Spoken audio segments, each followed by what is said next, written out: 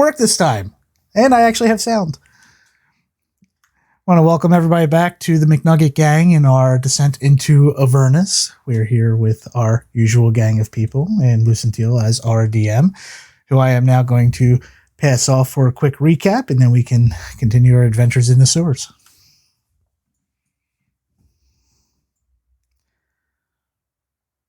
All right. So, if you'll recall, apparently you really are going with McNugget Gang. We're not going to argue it for now.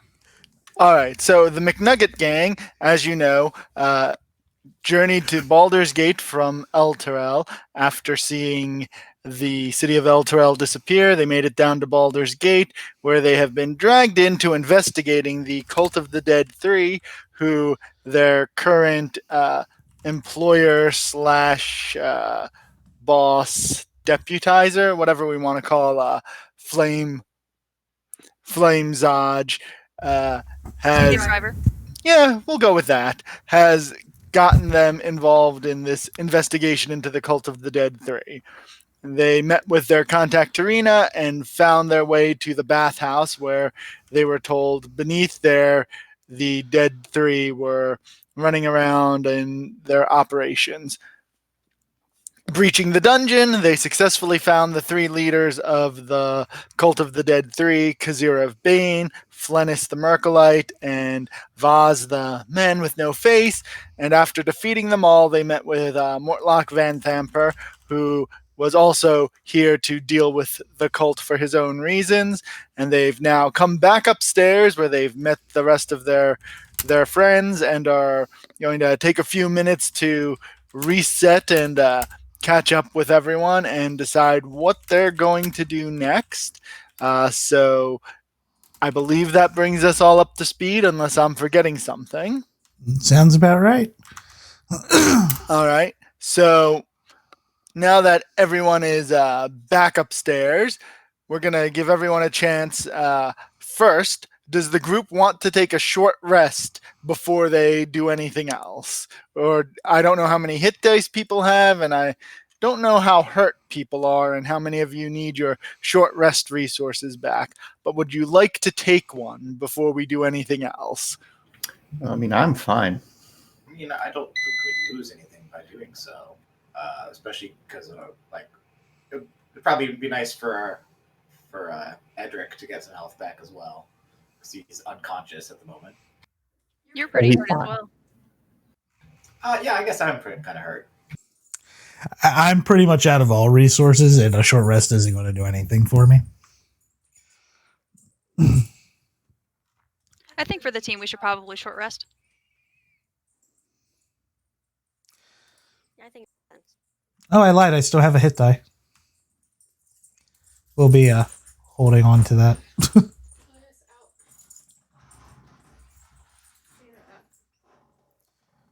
How long were we in the dungeon?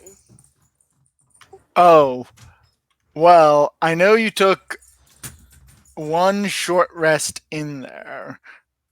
So probably, because it's not particularly big, and while fights take a lot of our time, they're usually over in maybe a minute or less than that. So you were probably down there maybe about, give some time for talking with people, poking around and doing search checks, probably about 2.5 to 3 hours. So it is pretty late in the evening at the moment.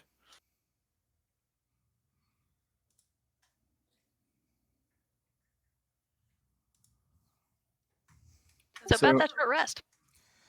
Yeah, let's take the short rest. Sorry, I like to organize the tokens between NPCs and PCs just to make my life easier, and you belong up there. When positioning doesn't matter, it just lets me visualize things easier. Visualize it. Yeah, I don't think anyone gets any major short rest resources back except the warlock, who might get spell slots back if you use them. How can I tell if I have a hit dice for healing? It should be on your character sheet. When you hit the short rest button, there's a bunch of blocks there. that you should be marking off every time you use a short rest.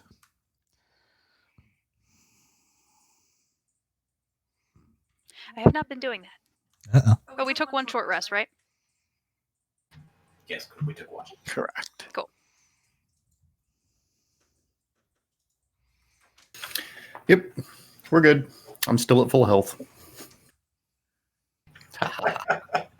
That's great. Is it because you were never in any physical danger to begin with? That's pretty much it. Yeah. Because of those deals he's made with the devils, you know, their deal was everything gets directed towards me. Is that a crit? Oh, there's McKnee Smasher to take it to the face. Yep. Pretty good deal if you ask me. Totally worth the soul.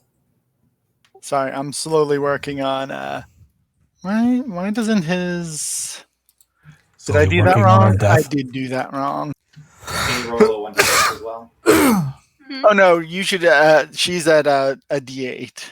Oh no, wait, you have your Song of Rest, don't you?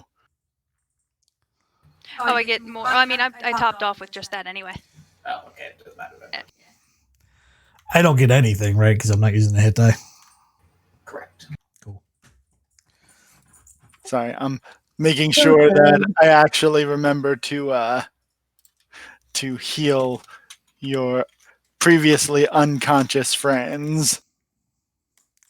I'm in a world where I don't think I can tank very well right now because I'm out of resources. I thought you still had a potion. I do, but that doesn't change the fact that I can no longer tank effectively. Oh yeah, because you're out of rages. Mm-hmm.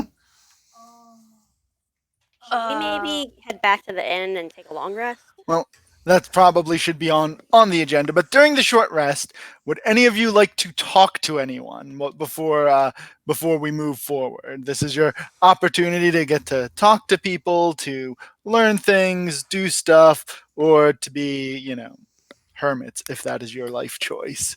That's always our life choice, but big dude probably needs a conversation or two.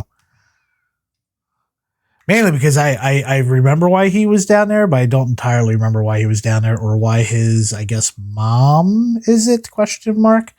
Is basically trying to be the de facto ruler of Baldur's Gate. Is that what I'm getting? I understand Ronald wants to talk to Mortlock. Does anyone else want to talk to people?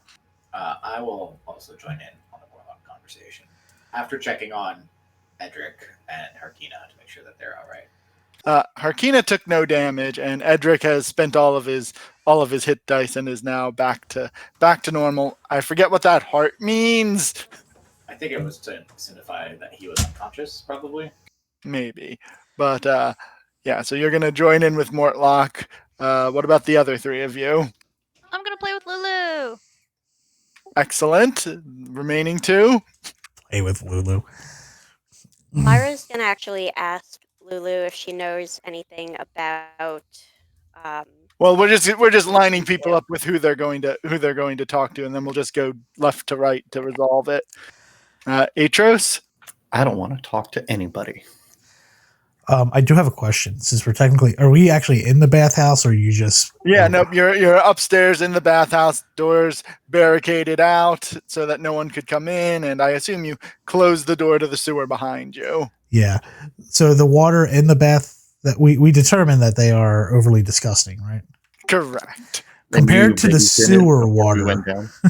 It is cleaner than the sewer water by virtue of not having sewage in it. Okay. Are you about to take a bath in the disgusting water? I'm about to take a bath in this disgusting water because I am literally covered in shit. I've taken the entire walk back here to prestidigitation everyone clean. That's so nice of you, and I assume McKnee Smasher will still do it. I still need that rugged smell. Like I can't smell like, roses and perfume. I gotta have some kind of smell. Mr. DM, couldn't help but notice you said that the room was barricaded. That was not like that when we left. Why? Nope, your friends barricaded the front door so that if anyone tried to walk in who had thank a you, key, Jenny, for the they follow. didn't have to try and explain the dead bodies and what a bunch of people who don't work at the bathhouse were here. Fair enough. Fair enough. But yes, good point. Bodies were here when we came in. Yeah. if they had been really smart, they would have like put the dead bodies in one of the rooms no one could see them. But unfortunately, you brought the only guy who would have been smart enough to think of that, and by the time he came back upstairs, he was unconscious. So, if this is who everyone wants to talk to, Mortlock looks up and greets the both of you and thanks you again for helping and asks why we're not getting out of here. Because we're all a little beat and bloody, especially the bloody part. I like pull like a piece of a blade out of my arm. Yeah, no, I didn't think Vaz would put up that much of a fight. He always seemed kind of like a scrawny sort, if you know what I mean. Oh no, I know what you mean by a scrawny type. They think they're all, big and bad until you smash a hammer into their face. He nods approvingly and says, "Well, now I think I'm essentially free to get out of Baldur's Gate, and I think you should probably be doing the same. Nothing good is going to happen to this city." I thought we had to take care of your mother first before leaving. Oh, if you want to go deal with the great Duke Van Thamper, that's all on you. But I think the best thing to do is just to get out of this city before whatever she's planning comes to pass. Do you know what she's planning? He looks at you, and for a moment you see like a flash of like self-pity and sadness, but he quickly covers it up with his regular gruff bravado and says, "Do you think she was going to tell me anything?" No, but you're a insight check. You're a perceptive individual. I thought maybe you might have put a little 2 and 2 together and been like, "Oh, this is what Mom's planning." If I'd gotten my hands on Amric or Thirstwell, maybe I could have beaten it out of them. But Amric is too smart, and Thirstwell's too cowardly to put themselves at risk.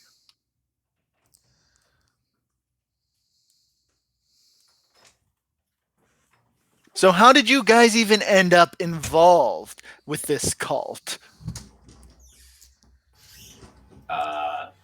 We were essentially blackmailed. It's the short version. It's the truth. It's also the truth. I always forget what we were blackmailed for. We were basically told either do it or get killed or get out of the city, and our option was, well, we don't want to get kicked out of the city or killed. So It's like if you're going to be here, you got to work. Essentially true. And we picked the best line of work that we're good at, killing people. Again, we didn't pick it. This is what was thrust upon us. It's just convenient. Do you know where your brothers are that we might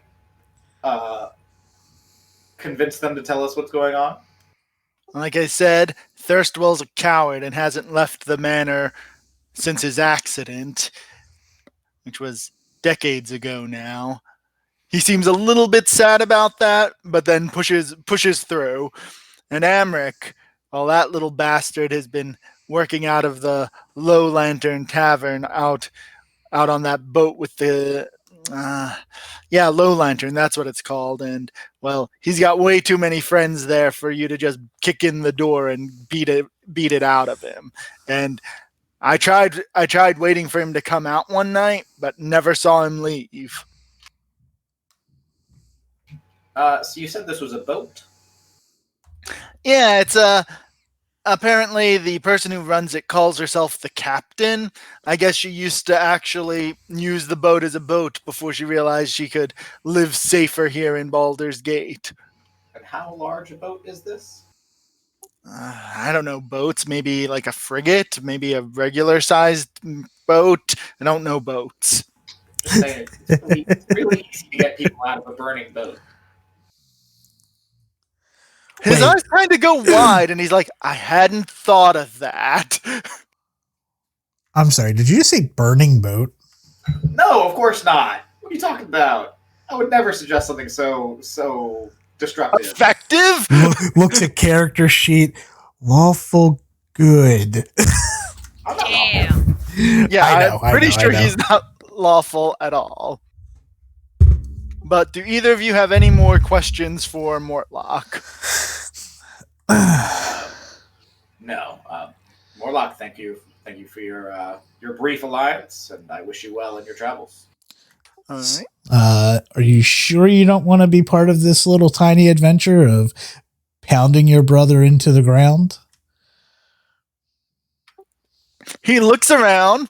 He notices the two clerics in your group. He sees how Rhea is giving him the side eye. He sees the flying celestial elephant. He sees the flaming fist wizard with you. And he just sort of looks at you and says, I don't think I'd be welcome here. I totally disagree. You, my man, are like the perfect misfit for this band of misfits. Go ahead and Lulu loves everybody. Go ahead and give me a persuasion check. And if the bard would like to give you some assistance on that, you can have advantage. Does guidance work? How's your charisma? No, because you did not see this coming. Yeah, I'll go ahead and try to get an advantage. But I don't actually want to convince him, so I'm not going to try to do it myself. Where am I? So you want to help, but you want him to fail with your help. I'm supporting his decision, but I'm not joining in. This is the merriest band of misfits I think we've ever had put together in any D&D campaign I've been part of. Anyway, so am I getting advantage on this really pathetic roll? Yes, it looks like you will have advantage because he got more than 10. Ah! McNuggets come in all shapes. Good effort. Oh, that -1. He says, well, he thinks he could get along with you, and maybe your friend here. He doesn't quite trust you all, and the simple fact is, eventually you're going to go back and report to the Flaming Fist, right? We do have to. It's true. And you may not have realized this, but I was an enforcer for that cult we just busted up. I think it's in my best interest to not hang around with you guys much longer than I have to. Should we secretly be trying to arrest this guy?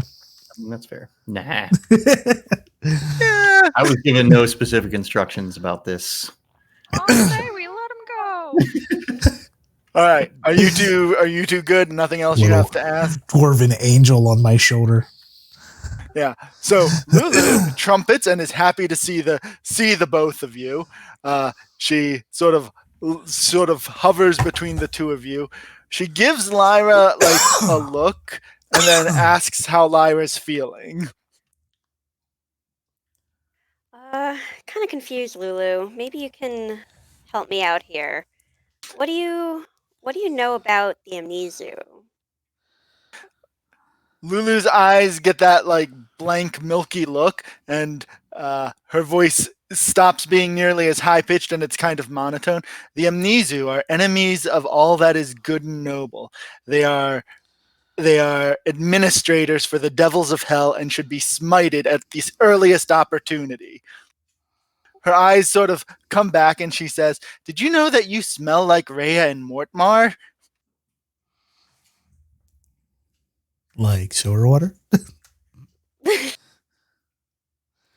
Yeah, it's like a different smell from everyone else. Your tiefling friend Atros, he smells the same way.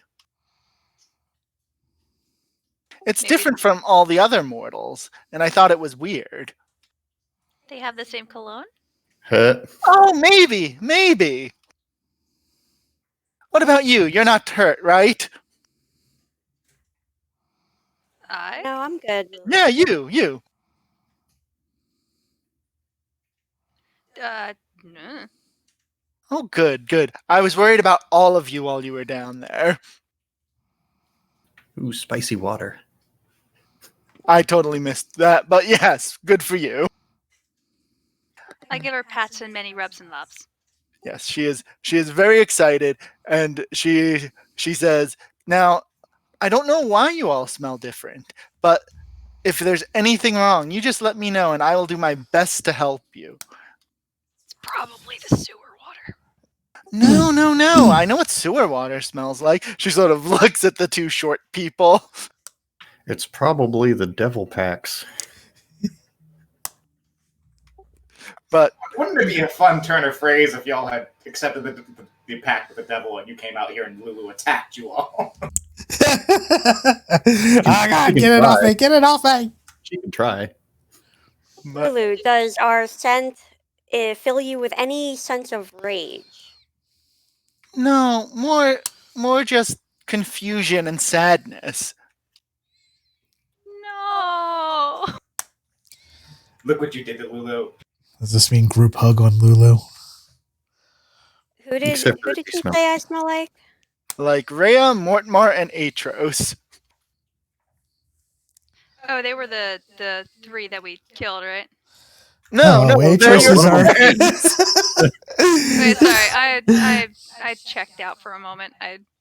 Rhea, Mortmar, and Atros. Got it. Atros, that guy who's currently in our party and, keeps whiffing on all of his spells. At least I don't get crit. I'm glad you remember the important things. Where is that crit counter? I was gonna say, where's that crit counter? It's underneath of me, but because of the scene I'm on, it's a little red and blends in. But the number is 9. Oh, maybe it's because we all took the Creed Resolute. Lulu asked you, what is the Creed Resolute? Oh, yeah. Probably some other devil pack. I can't keep count of all of them. I got 2. so many. You have 2. So many. I should have taken that other one down below. Made it an even 3. 3 is odd. Do you want that plate mail? But yes, Lulu would like to know what the Creed Resolute is. Are you going to fill her in? Sure. It's a pact we made with the leaders of Elturel to protect Elturel. Lulu seems confused by this, and she says, but why would that make me sad? Because Elturel is in trouble? Elturel is in trouble. We should find it and save it. Oh, what a wonderful creature. Her eyes Ex suddenly... Machina elephant. Her eyes suddenly go that milky white again, and she says, Elturel, what a sad place, and how they betrayed me. And then she shocks back to reality and she says, anyway, we should all get going. You all look tired and we should get back to the inn. Yes, rest. Lulu, what's your history with Elturel? I've never been to Elturel. At least I don't think I have. Didn't I tell you? I don't remember much before I showed up in Candlekeep. Right. Do we want to go back to the Elf Song? Or do we want to go back to the Flaming Fist first? A good question for those of you who make decisions. I'm fine. I don't need a nap, but yeah. Like what time is it? It's like evening. It's getting into the evening. It's not too late to go and bug the head honcho. Is it ever too late to go bug Zaj? No, it's never too late to go bug Zaj. Maybe. Well, it's always bad time, apparently. Also true. Both of those answers are acceptable. I mean, I would like to get a nap in at some point, because keep in mind we've been jumped at least once, maybe twice, I can't remember, on the streets, and no, I could also use helped, and I could also use some ale. I think my dwarven body needs some ale drowning inside of it, and yeah. You got to cure what ails you. But Mortmar agrees that it would probably be good to get everyone somewhere safe and get some sleep before dealing with someone like Zaj. What if he gets angry and stabs at us? Then we kill him. Yeah, Self-defense. that'd be fun. Easily proven. Self-defense, cleric agrees.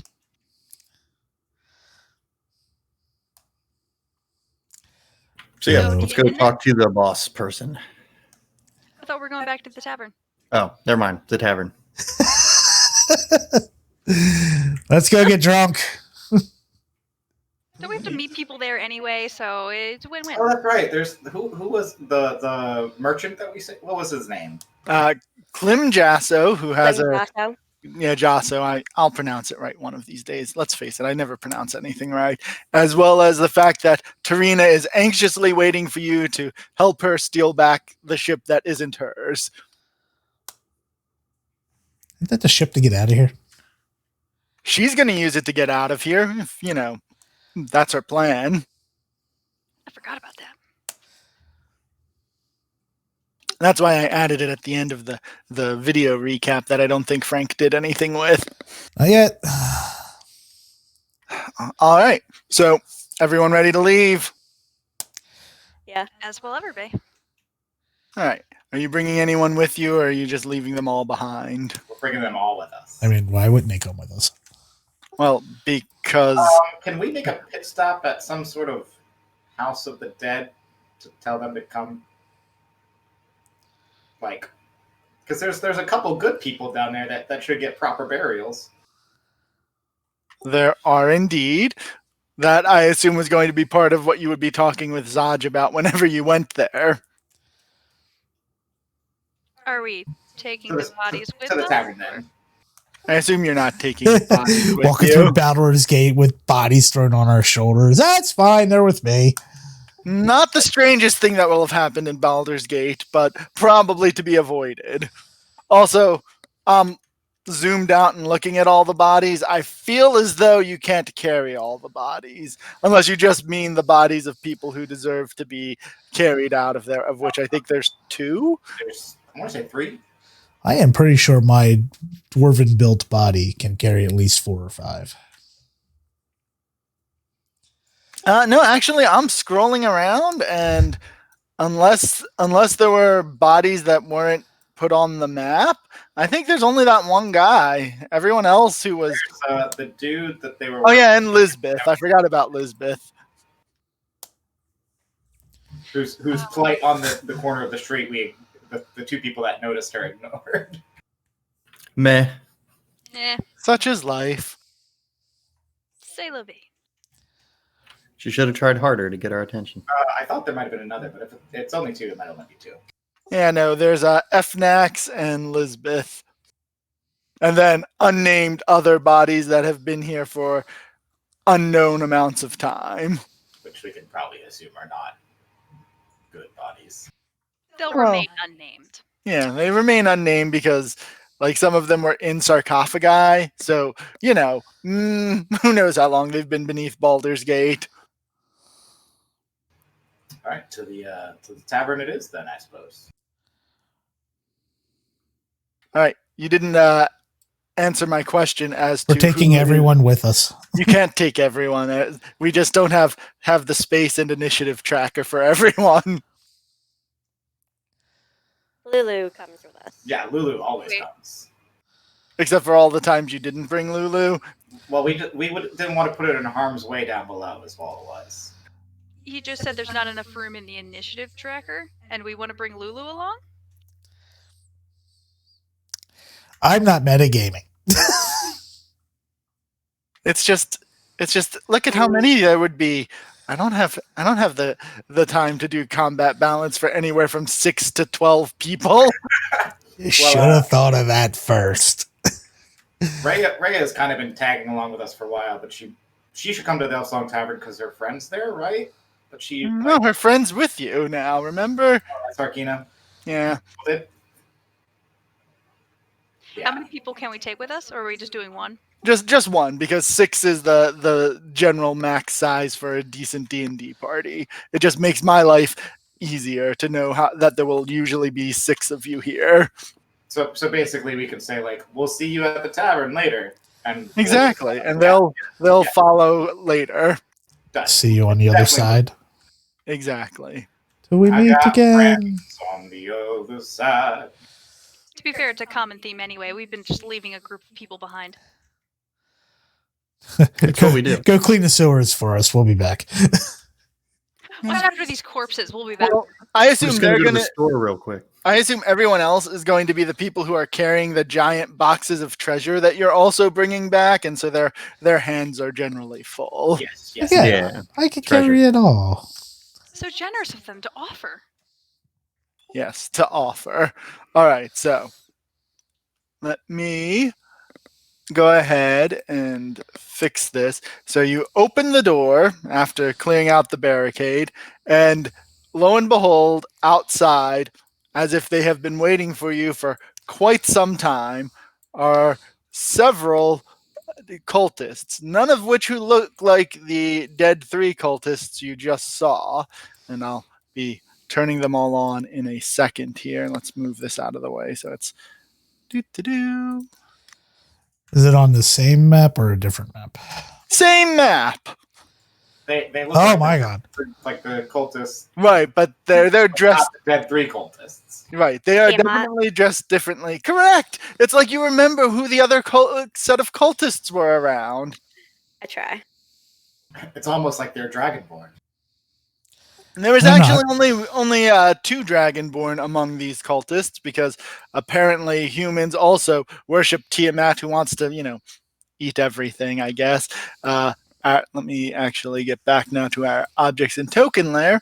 The 2 dragonborn cultists are this one here, who is quite clearly carrying a arcane focus in his hand, and then the one there in the center, who has a large scimitar and holds out his hand for you to all stop. Greetings, friends. What brings you to this part of town? We are not friends, the Dragonborn says, lowering his cloak, and you see that he has sort of sickly, silvery Dragonborn skin. Well, scales. I guess they have scales, not skin. Yeah, probably. It's kind of a hybrid between 2.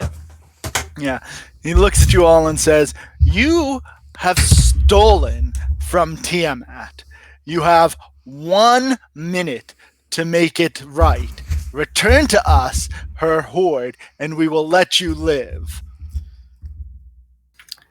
I don't know what you're talking about, and I think you should Beep. walk back the way you came, or or maybe you won't live. This All bad right. house ain't big enough for the 14 of us. Lulu says, "Did you guys steal?" Definitely not. No. No, we found. Oh. And at this point, We I've found.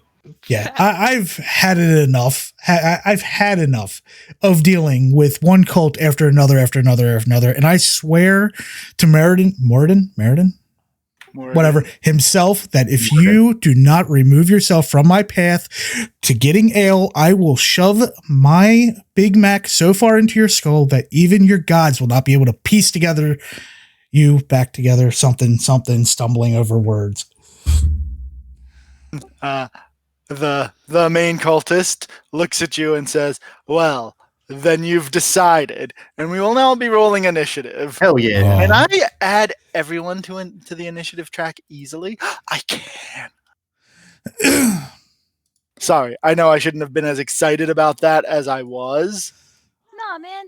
Be excited about what you want to be. Oh, son of a bitch. Oh my god, a good roll? What? Above 10? What?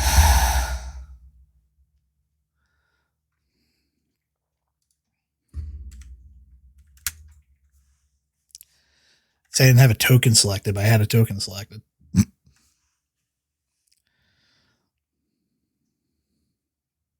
Sorry, things are going a little bit slower than I would have liked because D&D Beyond doesn't like me anymore. All right, so we need 4 initiatives. I hate that Lulu's in this turn order. She needs to get used to playing with the big boys. Because she's going to come with us this entire adventure.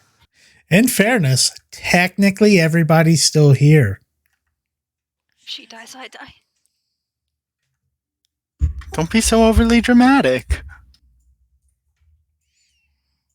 I'll die a little inside if, then. if she dies, you just bring her back to life. You're clear. You're right. I will never let her die.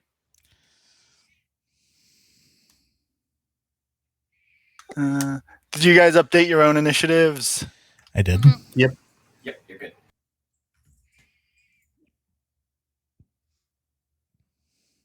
Why is Lulu so slow? All right, and then the last one, the Dragonborn cultist, he has a +2.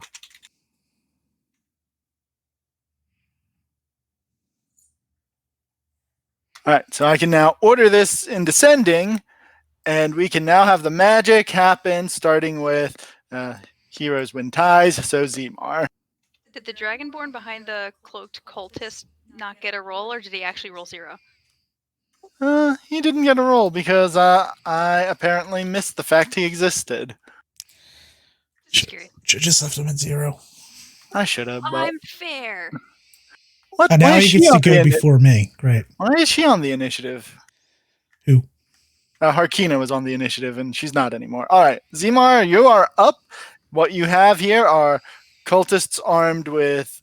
Let me stop selecting everything. Cultists armed with scimitars. The Dragonborn cultist has a scimitar and also Dragonborn breath. Cultist with a bow hiding behind everyone, and then the caster cultist out there. And So- you so have would- the run of things. Would you say that the two in front of me are probably the most beefy looking? I mean, they're in the way, but definitely the Dragonborn with the sword is the beefiest of the group. What's a Hungry Dragon's favorite day of the week? Tuesday. Did you say Tuesday? Boo. Tuesday. Boo him. Boo this man. Hurrah! Okay. Bad jokes for bad. See, that's what you get. DC 13. Okay, that seems fair. Oh, hey. Oh, right. That's because I'm looking at the wrong thing. Yes, that makes much more sense. All right, so you succeed and you do 3. And they have disadvantage on next attack.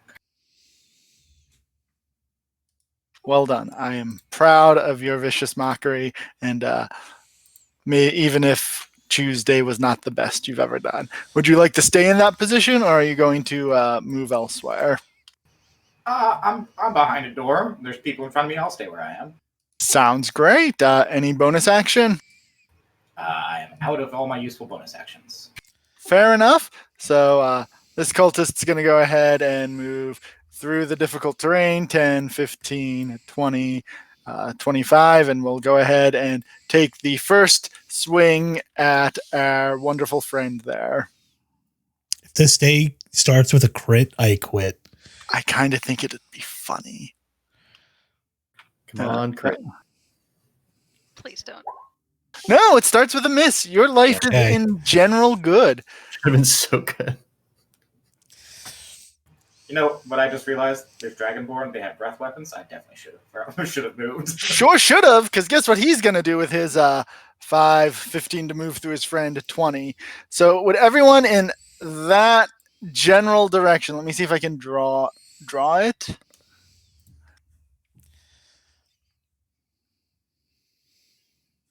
So it looks like everyone Oh no. could make a DC 11 dexterity save. I still think like Zamar would not be hit by this. Oh, maybe not. Let me, because And to be fair, Atros is behind a wall. Atros, yes, that is true. Atros is behind a wall, so he should have advantage on his save. So yeah, I think probably Zemar and Lulu are actually safe. Didn't help. So my thing says advantage on dex against effects that you can see while not blind, deafened, or incapacitated. This counts, right? Yes, but what thing is that? I don't know.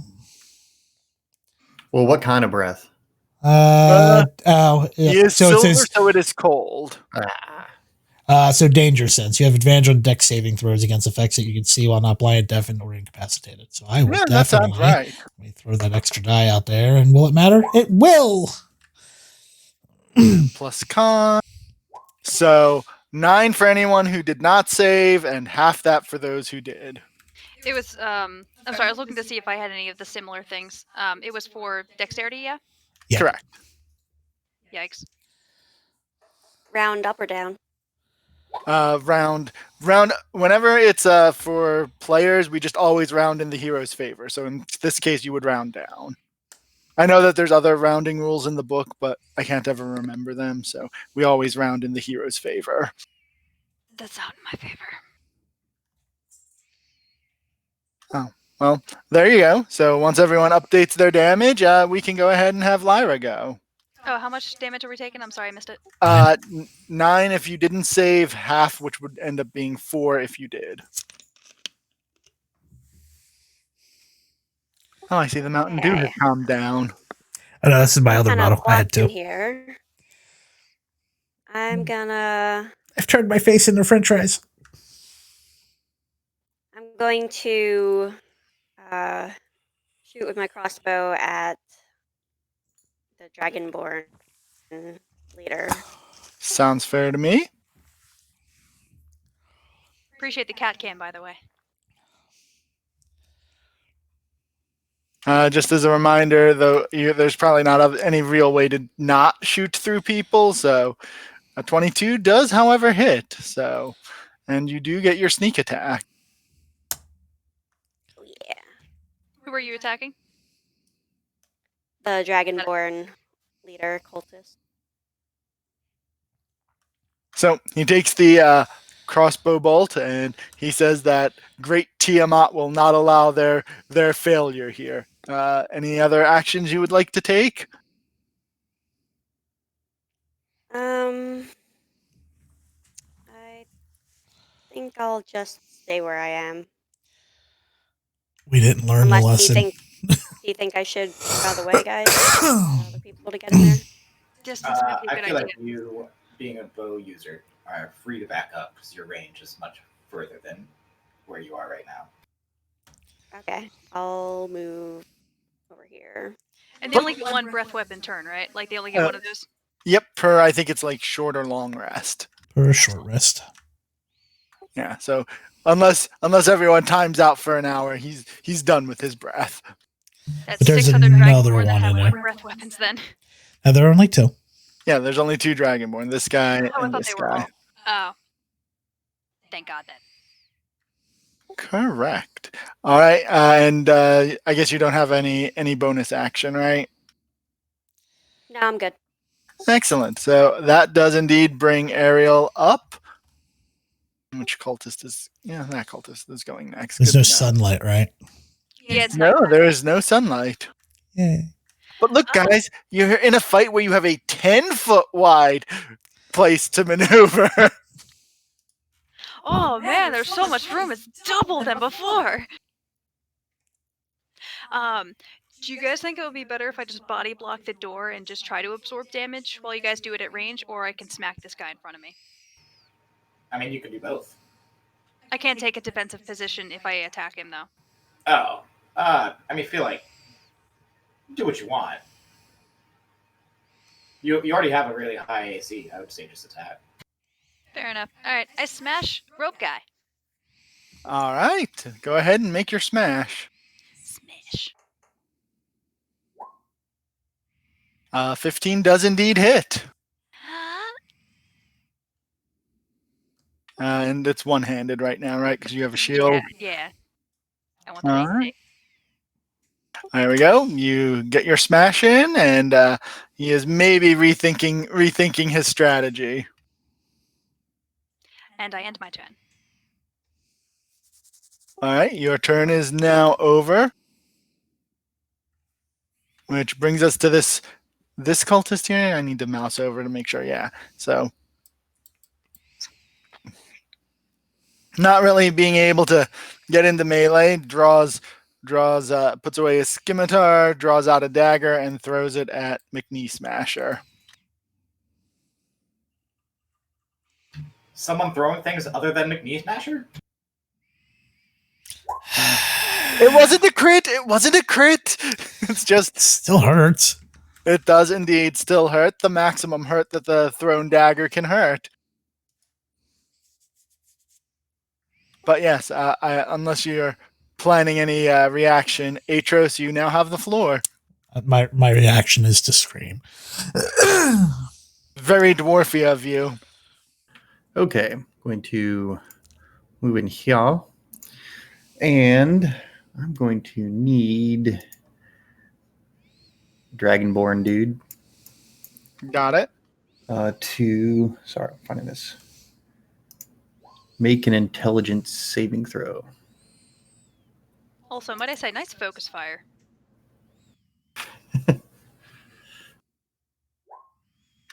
He does, despite being a frothing at the mouth cultist. He resists your, what is that, mind sliver? He resists your mind sliver. Yeah. Cool. Gonna shift back behind my wall.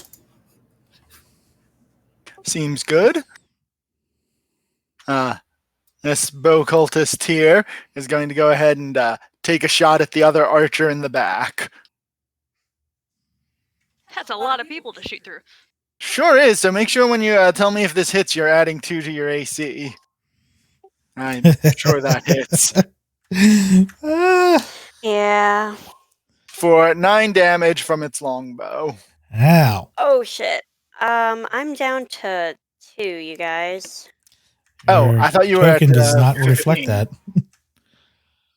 I forgot to update it on Roll20, but I got 4 damage from that breath weapon. Oh, okay. Well, I have set you down to 2, and that is the end of the bow cultist's turn. So, Lulu. yeah. So Lulu, seeing, why are you back at 15? I said you were at 2. Let's see why that was wrong. I was trying to Anyway. update it at the same time. Oh, okay. That makes sense. Roll20 hates us. Okay. Lulu, not having the ability to go in and murder things with her tusks, will rely instead on her magic. So this is healing on Lyra with a trumpet being showered in a trumpet of golden healing sparkles. A golden shower, if you will.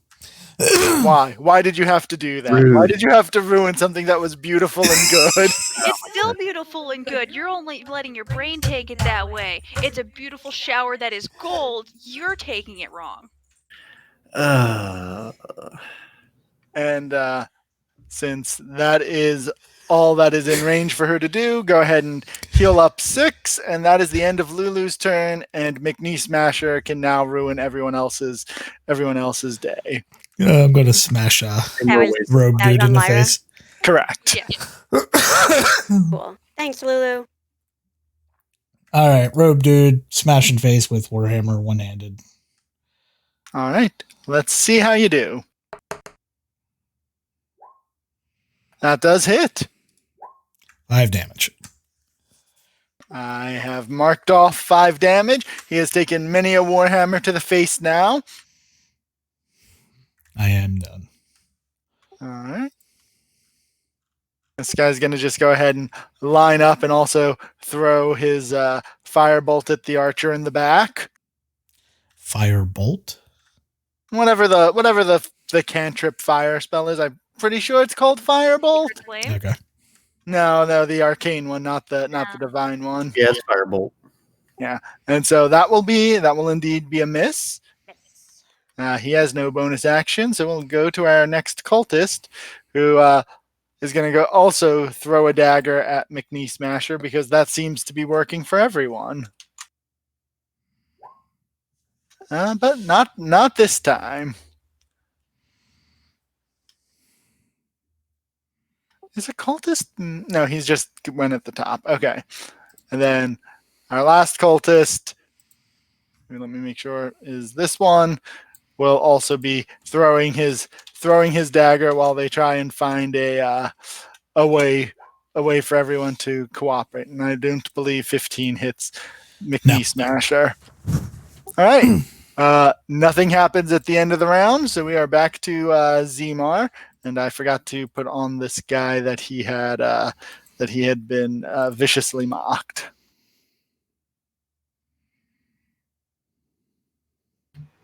Let's see here.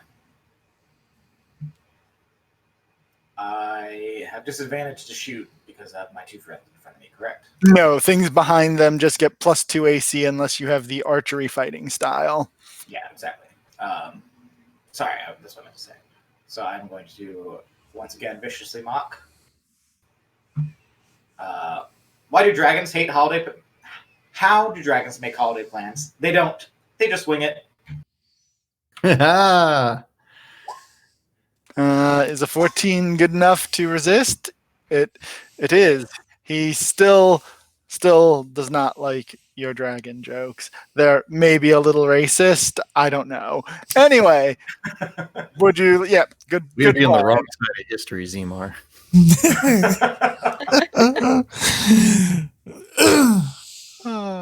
All right. So If this they were a cult of halflings, I would make halfling jokes about them, but they're not. Still racist. Yeah, no, you're being a little cold-blooded towards them. That's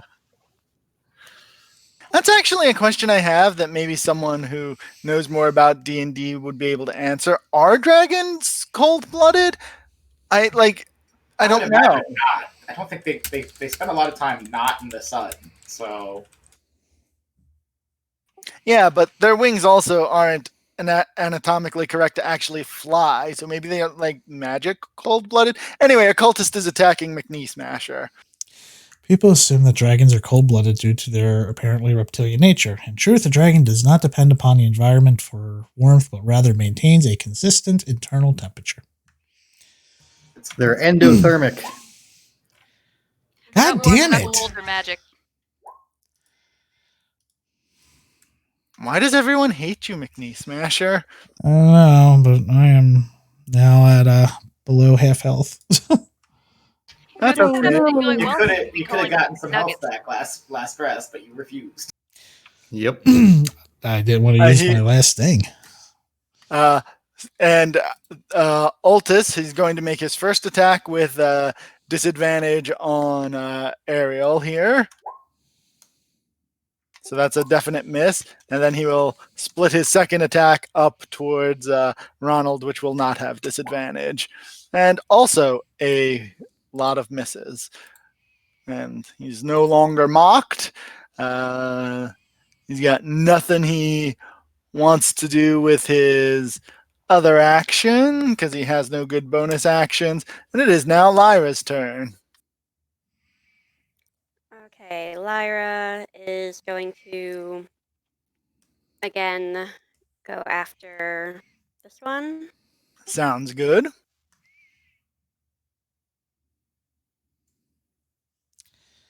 So we all wait in anticipation for the roll. Roll 20. He knows how to My computer's being really slow. No, I need to blame get you roll a new one. 20. Roll 20's got built-in suspense modifiers. While shooting through people, a 14 is not enough to hit him. Damn. Well, she's going to scooch on out of sight. A wise plan. It's a great plan. Suddenly feel like I'm going to be drinking a potion next turn. Truly Yeah. the most heroic of our friends. No bonus action. Dead heroes can't be heroes. I do have one question. That is very true. Shoot away. Did y'all use all of your? Oh, never mind. We had an hour-long rest. Never mind. Continue. Yeah. It I was going to now ask if we used all of our potions last encounter, but I don't. Obviously, it's been too long, so it doesn't matter. I believe now Ariel is up, and I believe you're out of slots, right? No, I have 2 first level actually. And did I happen to notice my bonus action? I can cast Healing Word. It is indeed a bonus action. So I'm gonna smash our robed friend in the face first. Go right ahead. Hell yeah. Avernus, yeah. What? No, I don't think you're on Avernus' side. Anyway, yes, that is a hit. Excellent. And as bonus action, Nice. I'm going to heal my dwarven friend. Altus the Cultist, and that is the real name out of the book. I did not make that up. Wait, what was that? Altus the Cultist. He is a cultist, and his name is Altus. Can I get that spelling, please? But I if we like were it. Right there on the please, token. Can you put it up? It is not on the token for us. Oh, here. There, advanced. If we had known his name, we would have been a lot nicer. Why doesn't it controlled by nameplate? Here, we'll just type it in. Also, Mix Smasher, this one's for you. You get 8. Oh yeah. Oh yeah, because you've got Disciple of Life. So yeah, I do. Altus the cultist goes down. The other cultists seem to be infuriated by this rather than cowed. So that's life. So you've used your action. Eat cows. You've used your action and bonus, and I assume you're not going to move out of the way or anything silly. So Yeah, no, I'm just gonna stay where I am, body block, and just end my turn. all right. Well, this cultist will go ahead and move in and will attack Ariel due to the fact that you just killed their boss, and will miss. Which Atros, you now have the floor, and I assume you're going to pop out and do something and then hide again. I'm glad I know how people act. It's a tried and true strategy. Oh, and just for your sanity, I am a warlock this campaign. Yeah, no, it threw me that you were a sorcerer yesterday. Because he's like, yeah, so I'm assuming you do Eldritch Blast. I was like, I don't have Eldritch Blast. He's like, how are you a warlock with Eldritch Blast? Not a warlock. You're not? Yeah, my whole world was shaken. All right. So these first 2 row cultists need them to do a Dex saving throw. Which, okay, got it. So the top one succeeds, the bottom one fails. Okay. And so the bottom one will take 1d6 acid damage. Oh, actually, never mind. I already did it up there too. Sorry, never mind. Ignore that 6. Okay, easy. I forgot that D&D Beyond adds the damage on there. Yep. So he is splashed with acid, and it burns him. And I assume you'll like to use the rest of your turn to hide again. Sure would. Excellent. This bow cultist running out of ranged targets to shoot is going to focus in on the person who killed their boss. Come at me, AC 18. Oh god. It really is your own fault for saying that. Brought that on yourself there. You know what? I deserve it. It's cool. I'll take it. Karma's a bitch. I just love that it was directly after you said that too. So does that bring you down from 18 to 12, or did you already set your health? I just moved it to 12. Okay. So that's it for the cultist. Lulu is going to go ahead and move into. I guess you didn't really actually need to move into range. You were already in range for her version of healing word on you, which only sadly heals you for 3 there. And then she's going to join everyone in the hiding around the corner. See, Lulu won't learn these lessons. Correct. She doesn't fight with us. She learned the value of cover and the value of friendship in a corner. Yep. And it is now McNee Smasher's turn to make life better. So don't forget to heal yourself 3, Ariel. Heal myself. Oh, I didn't realize she healed me. Oh, sorry. She did. You got a golden shower. I'm a good girl. They're sparkles. Why do you do this, Frank? All right. So I could do things like this. Oh, hey. Hey. Look, God, I would have laughed so hard if you had missed. So that's 8. Why are there 4 dice?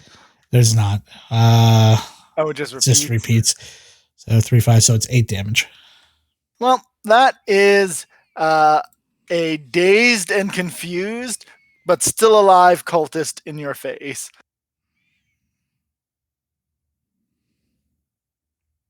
I think the confused comes from what you yelled at him. Yeah, no, that doesn't add up to making sense in his world. Makes me sad that I rolled a 1.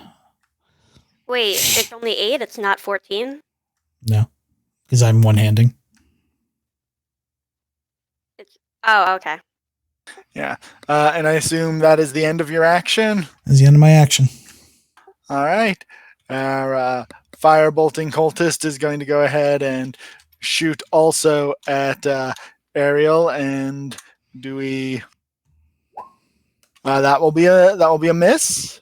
The cultist in back is out of daggers, and I guess doesn't really have a angle to do anything, so is going to take the dodge action. And I think his friend also kind of has to, which brings us back to the top of the order with Zemar. And this is why you shouldn't bring only one ranged option to a fight. Which one of these two up front is more hurt? They are both battered pretty badly, but the one that McNee Smasher just smashed is probably your best target. Well, then I'm going to do the one that's not as hurt, the bottom one. Oh, okay. Why do dragons sleep during the night? So they can fight knights. Oh, during the day. Curses. Oh no! Oh, you failed. You failed. Apparently he's going to fail his save, though, so I think your joke confuses him. The joke was so bad that you broke his brain. Task failed successful. It was such a good pun too, and I ruined it. Well, that's all right. I'm sure there will be other opportunities to make fun of dragons. And do you hide again? Yes, I do. This one's in front of McNee Smasher, so we'll, attack McNee Smasher and miss. No, you won't. And Altus doesn't belong on the initiative tracker anymore, so we go straight to Lyra. I'm going to shoot at the one in front of McNee Smasher. Sounds good.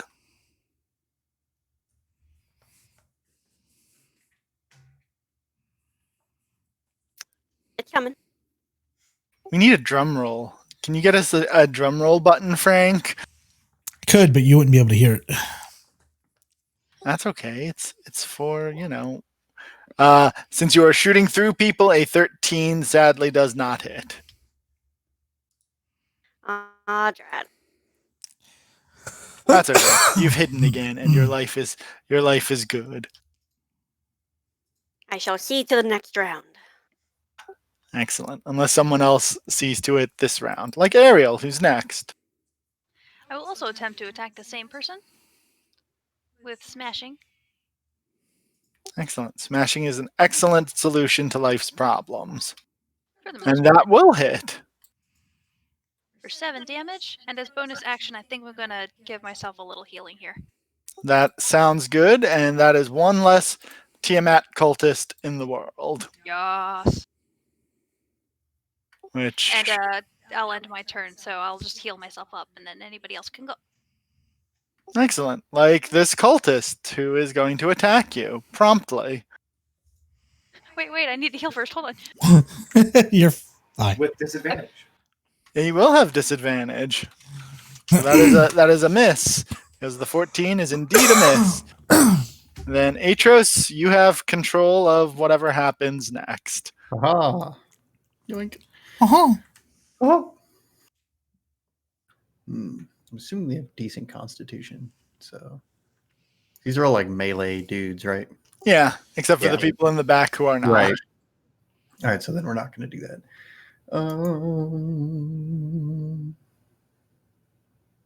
Okay, so does this dude still have disadvantage? No, that should be Okay. going away. All right, well, I want him to make an intelligence saving throw. That's a plus. Yep, got it. Aha! All right. Takes 3 psychic damage and has disadvantage on the next saving throw makes before the end of his next turn. All right. So his head is ringing, and I assume you have no bonus actions left. Sure don't. All right. I mean, I can yell that. I mean, I would like to yell that Tiamat has abandoned them. Well, this guy's gonna shoot at Ronald McNee Smasher and has no comment on the presence or lack of presence of Tiamat. Their faith cannot be wavered, apparently. No, that's part of the cultist package. Yeah, well, Death will take care of that.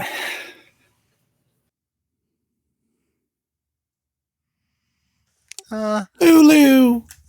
Yeah, no, Lulu is going to move so that she has line of sight on McNee Smasher and use her rather small heal on him for 5. So you're in good shape now.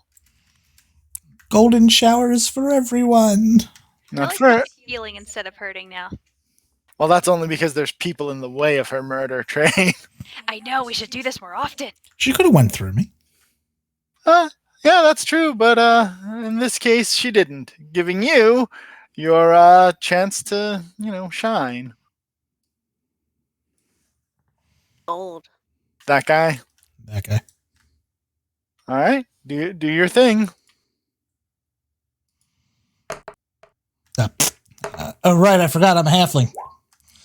Doesn't matter. Does a 12 hit? Actually, a 12 does hit in melee. 8 damage. Once again, a hearty smack to its face, and it is not happy, but whatever. Anything else you would like to do? Get hit 3 times.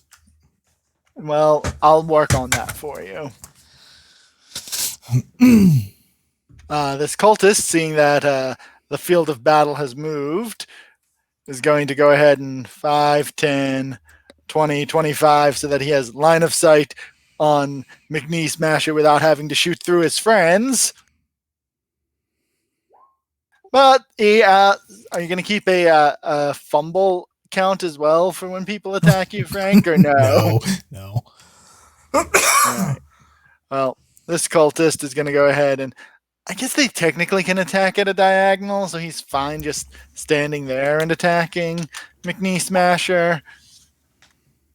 And then who's the last cultist? I should learn this. Oh, he's also going to attack McNee Smasher. So look, you didn't get hit 3 times. Are you disappointed? I am not. All right, Zamar, you're up. Which one has disadvantage on saves? This guy. The one with the purple thing.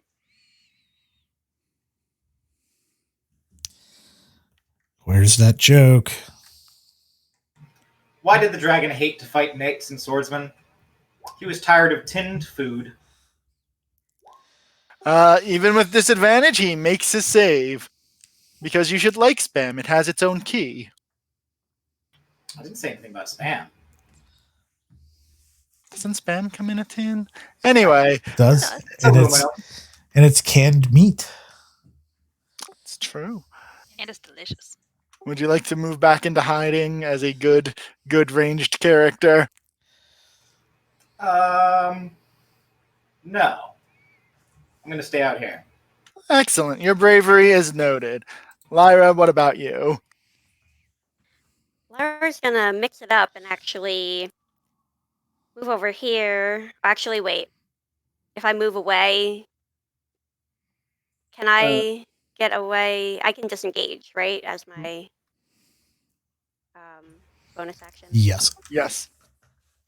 Okay, cool. So then I'm going to go there and strike at this corner guy with my rapier. Sounds good. Go ahead. It's coming. Yeah, that's definitely gonna hit. New computers for everyone. It does. I don't need a new computer. No, you're fine. We got you one last year. There we go. You have killed a cultist, so you don't even need to disengage anymore. So if you wanted to use that bonus action for something else, you can. Nah, just gonna hide. Sounds good. Ariel, you're up, and look at that. Your rogue friend cleared a path for you. Sure did. I will take that opportunity to move forward. I already forgotten which one was attacked. The one in front of McKnee Smasher, I assume? Yep. Correct. He just moves straight forward. His life is simple. I'm going to make it a little more difficult for him. Oh. I could hear the dice bouncing off over there because it's coming through the speakers. I assume that hits. It does, and you were attacking the guy in front of him. Yes. All right. Look at that, McKnee Smasher. Everyone is killing your cultists for you. Hey. Does anyone... I'll end my turn here. Sounds good. I believe that is a dead cultist on the initiative tracker, so that brings us to Atros. Haha. Oh. So that wasn't one of the ranged cultists in front of Ariel, is it? No, that's a ranged one, and that's a ranged one. Okay. Cool. So what's my... Hold on.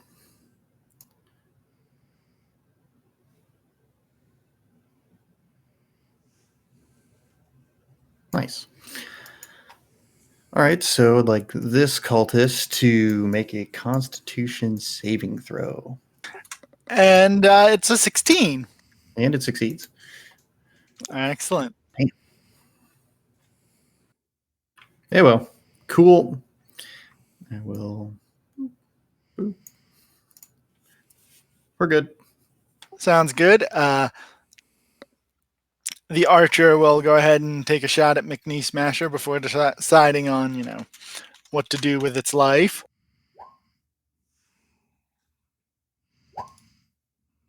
And it'll hurt McKnee Smasher a lot and move its full allotment away. 10, 15, 20, 25, 30. That brings us up to Lulu, who is out of healing, and so 10, 20, 25, and is unable to move through anyone, and that is the extent of her action. And so she'll just take the dodge action while she's standing there, and Ronald is up. I'm chasing the dude down. So take your hit against me if he wants. He sure does, and it doesn't matter. Wonderful. I do like a flying tackle kind of thing on this dude. Are you literally attempting to shove him to the ground, or are you attacking him with your hammer? Technically, I guess I'd be grappling. So how's grappling work? You make an attack, and I want to say you make an attack, and then you make an opposed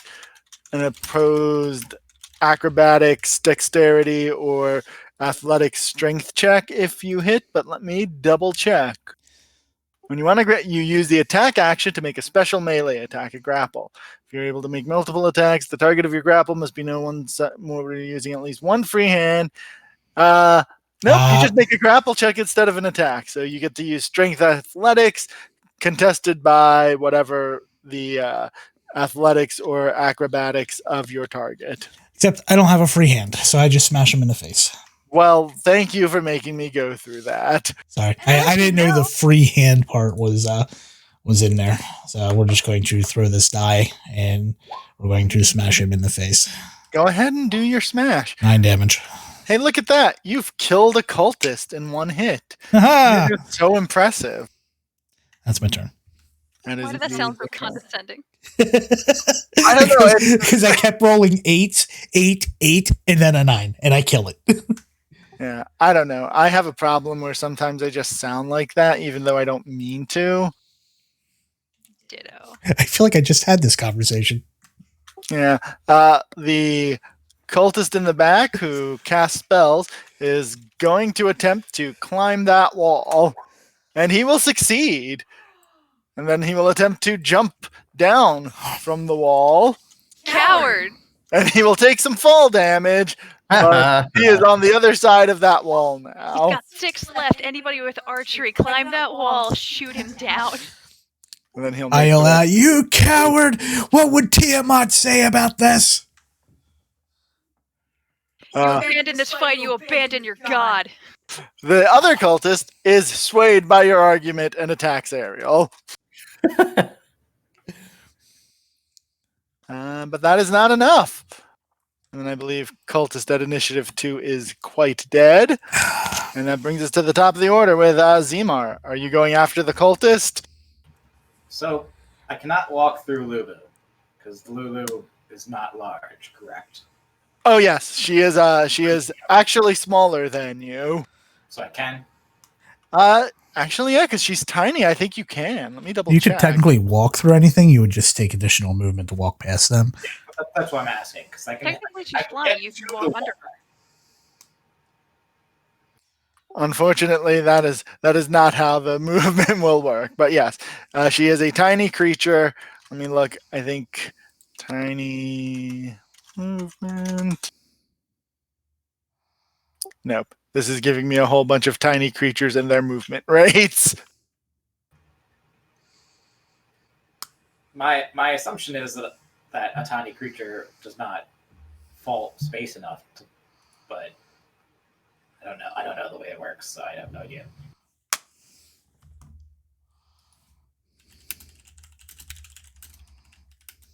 No, You hear Frank just furiously typing over there. yeah, I'm also trying to being prone, moving around other creatures. You can move through and contra.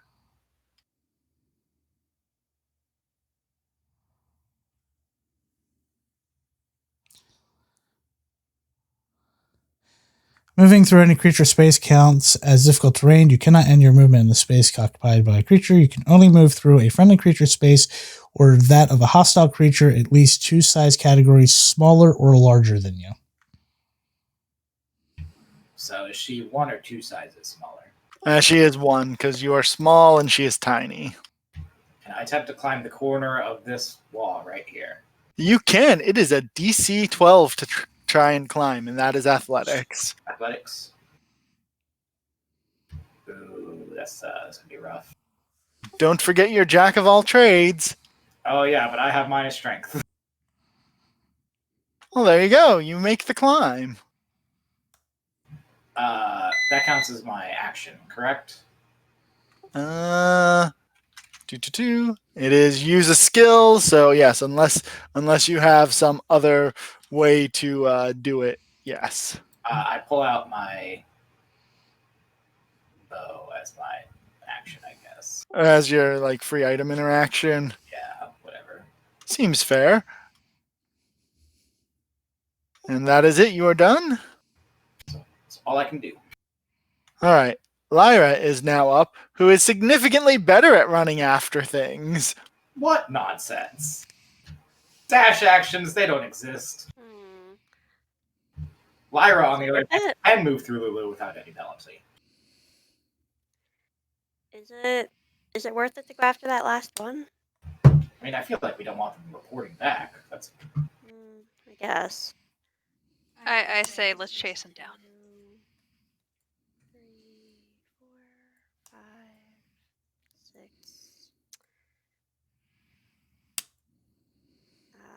Oh, I guess technically the cultist should have tried to attack Zamar. I don't think it'll matter. He didn't know. I don't think that's possible because it attacked Ronald. Oh, that's right. That was still this turn. Yeah. Life is good. Oh, and that guy can come But off. So I you won't would be able to do anything this turn either. so you would dash. But you can run way further than us. So you wouldn't attack this turn. You're just catching up. I guess. See, I thought climb was part of movement and not an action. Let me check, because use a skill is, but is climbing part of moving? 5e is climbing. Does climbing during combat consume your action? Wow, you found that quick. I know what I'm looking for. Ooh. So they fall under special types of movement, and it counts as movement, not an action. Okay, so if you want to shoot Zamar, you can. I most assuredly will. All right, let's see if that changes Lyra's life. An 11 is not good enough, so I don't think it does. Shame, that's like the exact damage needed too. I'm gonna go ahead and Stop use metagaming. What are you using? an inspiration. Oh, there you go. So go ahead and try again. Oh. Well, that was a waste. Oh, Lyra's still he's still, on his regular existence. So, do I still need to make a athletics check? Yes. Yes, you do still need to climb up, which we said was DC 12. Let's see what this -1 brings me. Okay, it's enough. There you go. You are up on the wall, and you can also take a shot if you want. I'm not throwing away my shot. Not throwing away my Ooh. shot. A 12 is actually enough to hit. Let me try. And yeah, so you go ahead, and because 9 is definitely enough. So there you go. You have Ha killed a cultist. No one escapes. Tiamat is weak. Until Tiamat comes with a good enough offer for Atros, and then Yeah, then I'll think about it. Ariel, would you like to murder a cultist? I would like to attempt to. Do you want to murder cultist? Boo. Smash his head with a hammer. Boo. Sadly, an 8 boo. it does not hit. What bonus action can I do? Nothing. That's of use. I just end my turn then. All right, that's fair enough. Atros, what would you like to do? Oh god, we're about to watch Lulu just murder a cultist if Atros misses. oh, I hope so. All right, well, then if you want to see that, then I can, Well, there's no guarantee that it will kill him, so you might as well go ahead. She goes in there. 24 Oh. for Eldritch Blast. Oh look, you 9 damage. prevent Lulu from having to risk murdering anyone. And look, I even remembered you push people. Thank you. I want to Stop. splat him against a wall. I checked the body of the leader cultist. So let me- And Let's loot them pockets. yeah. And I keep my word. I smash every skull into bits. I'm proud me of you too. for keeping your word. Lulu is torn between, desecrating bodies and being honest. Not sure how she resolves that little problem. I give her a bloody knee, too. hug. It's your signature. Smash skulls and knees. So, Do you limp up to your god now? believe it or not, these guys were apparently on a mission of either vengeance or stealing back the treasure. So they were traveling light so that they could pick up a whole bunch of boxes of treasure and leave with it. So they are carrying nothing of value except for their weapons. There's no orders or anything for the head honcho. No, it's almost like he speaks to his god directly. Well, now he's going to be speaking to him much more directly. This is true. You have sped up their communications. No more Lyra's interpretive gonna signs. He gets was there. gonna restock her arrows. Seems fair. He gets to his god. Why were you murdering people? I wanted you to hug them. I don't feel like Tiamat is a huggy god. I'm sure Tiamat is a huggy god. It just kills people in the process. So many heads for hugging. Was it Hail There Tiamat? are so many heads for hugging. Shoot, there they are. So, now that you have dealt with these cultists, is there anything else you would like to think about doing? And we don't want that. I stomp off to go get my ale. All right. Is everyone joining him on heading back to Elf Song Tavern? I mean, that's where we were heading when this whole thing started, so it seems like the correct course of action. Also good to go. With our merry band of followers following behind us with our loot. Merry band of misfits. Let me see if I can do this correctly, because I have trouble. Switching maps. Yeah, I have lots of trouble switching maps. All right, you switch maps. I am going to run to the bathroom. Because you went back to Elf Song Tavern. Did the map switch? Yes. Yes, it did. Excellent. Though we are on the second floor. Well, all right then. It's all on the same map. I forgot. Never mind. So Mortlock has obviously decided to disappear and not come to Elf Song Tavern. And Vendetta Crest is actually not here. You've dealt with Oshala, so she gave you the room, so she's not here either. We'll just put all of our NPCs in a nice little row, because that makes my life easier, as I've explained. Are we missing someone? No, I don't think so. No, because I was counting 6, but Mortlock left, so okay. Did I show you what the original Tarina model token looked like, by the way? They just like grabbed a random bandit and just put Tarina under it. And they actually have art of what Tarina should look like. It was like the weirdest token ever. That's silly. It is. So that is why we don't use that token. We've got a real token for Tarina. I like that the place holding horses are just in the middle of the tavern. Oh, yeah. Look, they're on Cool too. they're like on every map, because I don't want to forget that you have 5 horses.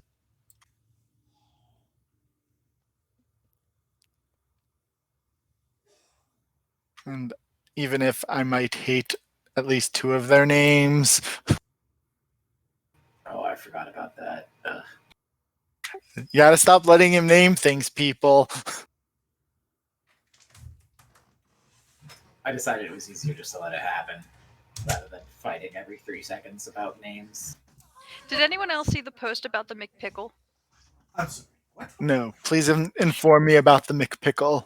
Someone literally just posted, just made a picture of a sandwich, and it's just stacked with just sliced pickles in between 2 bun slices, and it was called the McPickle.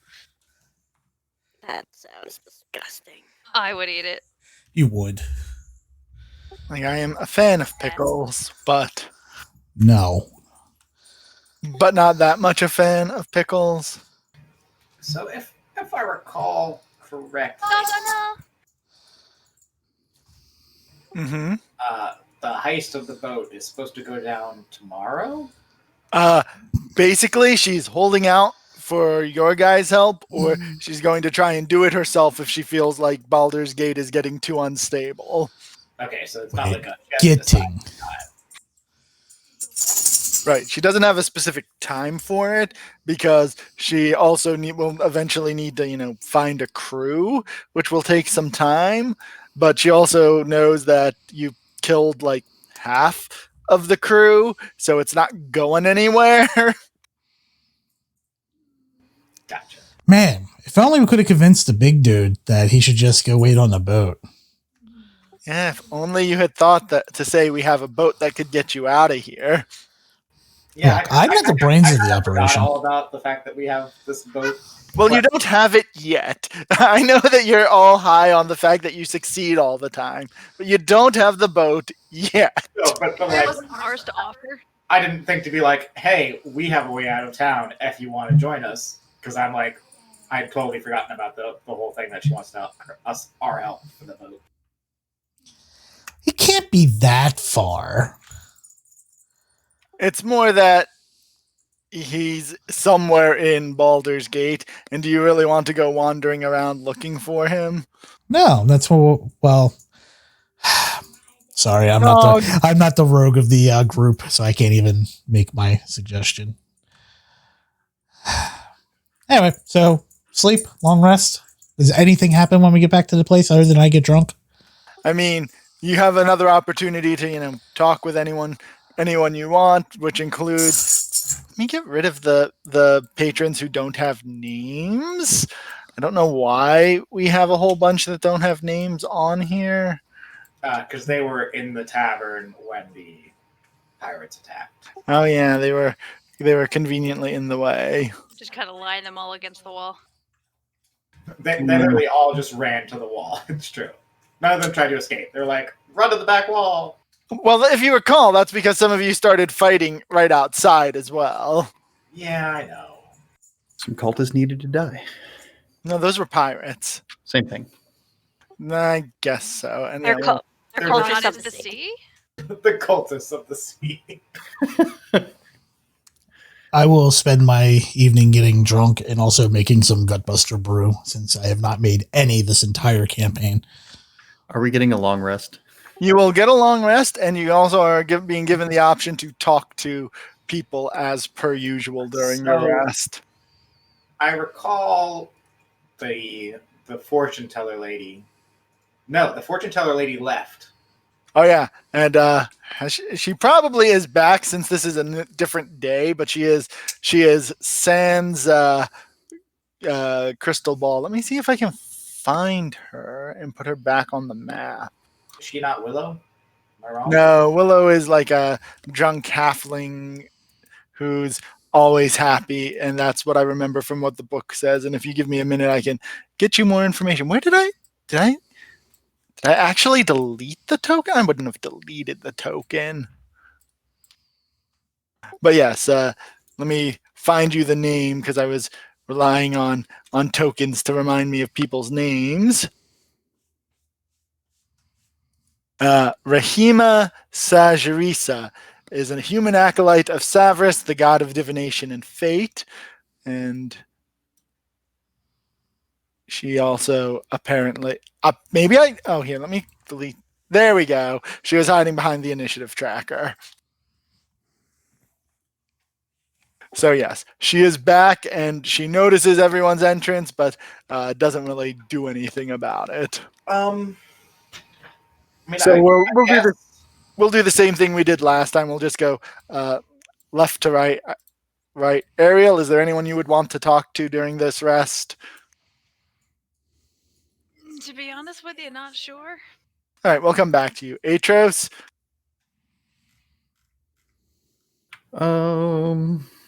Not really. Ready for a nap. Fair enough. Zamar, you seem like you already knew who you wanted to talk to.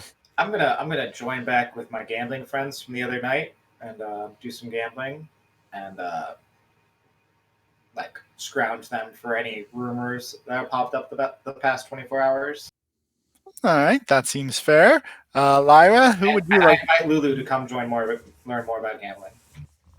Lulu will probably be more than willing to learn about gambling. Lyra, what about you? Is there anyone you would like to talk to? I think Lyra will try to just gather some more information on the Amnesu and Ulathar in particular. So thinking about that, the people who might know about demons are Rhea probably doesn't because she's only technically a Hell Rider by the fact that for like a couple of days. Edric is a wizard, so he might know stuff, and then Mortmar, being a veteran Hell Rider, might know a whole lot. So if that helps narrow down who you might want to talk to. Yeah, I guess I'll talk with Mortmar. Easy enough. Ronald, while you're making your Gutbuster brew, would you like to talk to anyone? Nope, I'm just going to sit here, get drunk, and make brew. Sounds good. That brings us back to Ariel. Have you decided about who you would like to talk to? Yeah, I decided I'm good. I don't want to talk to anyone. I'm just going to hit the hay. You don't want to talk to anyone? You're like Atros. You don't want to talk to anyone. Not a very social person. Don't ask a lot of questions unless they come up in the moment. All right. So as usual, we're going to go left to right because that's how we read things. Left is always right. So Zamar, we're going to just make life easy. Are you going to cheat or are you going to just play fair?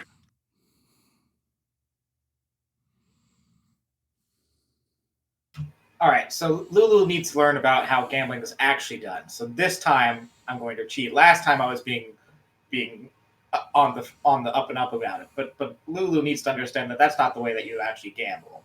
So I'm teaching her a lesson. So do you need sleight of hand?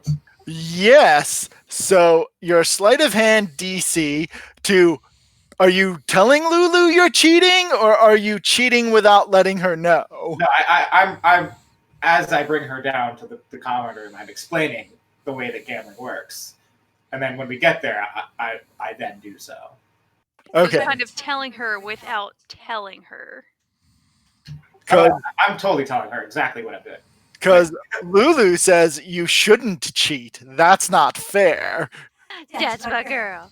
I totally agree with you. I should not. It's not fair. But I'm just trying to show you how things work around here. She says, are the other people going to be cheating? I can almost assuredly say that they are all trying to cheat. Could even say it's a game of cheating. Gambling is a game of cheating. It's true. Lulu says that she's going to keep an eye on them and she'll let you know if she sees any of them cheating. So, here's the. How did no one see this coming? Like, So, Bless her. let me go ahead and find out. Does she actually have She does not have insight as one of her skills. That's good to know. So, with Lulu's passive perception, she does not notice anyone cheating except for you. What is your passive perception or insight? Oh, it's so good. It's 11. It's so good. You don't notice anyone cheating, and that 11 is your sleight of hand. It is. they notice you cheating. Indeed, Wall Knightley, probably around like hand 2 or 3, like grabs your hand in the middle of whatever thing you're doing and is like, hey, why don't you try that again? And he sort of moves your hand back. I sigh and I kind of like roll my shoulders and I like slide. I assume we're playing cards. Yeah. Well, yeah. I like slide my hidden cards back into my pouch. Lulu says, "Wait, but you said that's how everyone plays." but the thing is, if you get caught, then you're kind of out of luck at that point. The 3 of them look at you and they say, "Hey, did you cheat last time too?" And one of them says, "Like he's gonna say yes," and they are ejecting you from the game. But until that point, did I learn anything about the events of the day? So what you learned is that the Flaming Fist is cracking down even harder. There have been multiple assaults in Baldur's Gate by people who you would normally not assume would be doing assaults, like random, like normally calm shopkeepers, instead of resolving disputes, have stabbed people in their shops.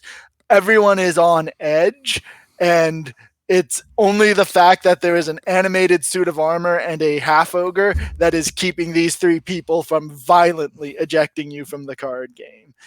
So you're noticing that Baldur's Gate is significantly more violent than even Baldur's Gate has been in the past. Gotcha. I kind of I tip my hat to them for their perceptive nature, and I throw some coins in the pot as an apology on my way away from the table. All right, and so that I think resolves you. How much do I throw? Would you say? I don't know. How much do you throw? Do you throw everything you won so that it's a wash? What kind of stakes were we playing? If I had won, like what kind of money would I be winning? You would have won 5 gold. I don't know why they're playing for so much money. They just are. I toss in 3 gold. All right, so good. Good for you. 2 gold for you. I'd say I was just trying to teach the little lady a lesson. y'all have a good evening, and I go upstairs to go to bed. Sounds good. So, Ariel, no one is actually going to bother you, so you can go ahead and start like calculating all of your long rest nonsense. And I go ahead and, like, as everyone goes to bed, I inform them of whatever I learned at the table, so everyone is aware of what's going on. Yeah, that Baldur's Gate is going crazy. Good to know. Atros, Rhea is going to try and talk to you unless you just brush her off. Yes.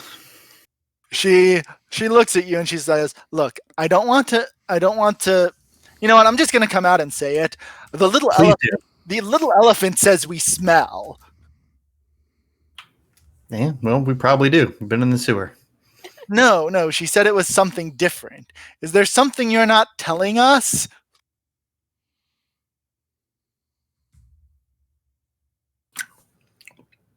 Specifically?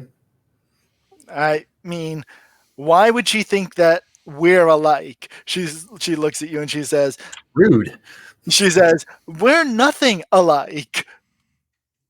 Racist.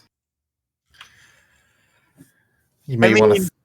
It's not like you've been subtle about being, making pacts with devils. So it's not exactly like she's like, you're a tiefling and bad. It's you've made repeated pacts with devils and you're bad.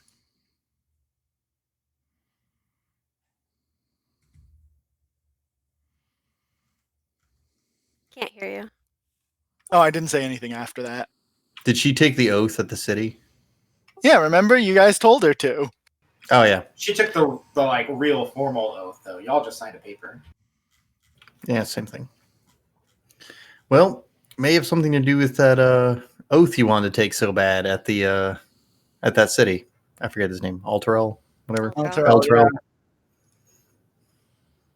She seems to think about that, and she's like, "But why would that be upsetting a celestial? Gideon Lightward gave me that oath." Well, not to upset you, but it's going to upset you. It seems to be some kind of infernal link with that oath. At least that's my guess. I know a few things about pacts and seem to be getting the same sense from that. She manages to hold her temper and says, "Well, we'll see about that," and leaves you alone. Indeed, it will. And I go to bed. Good luck with that.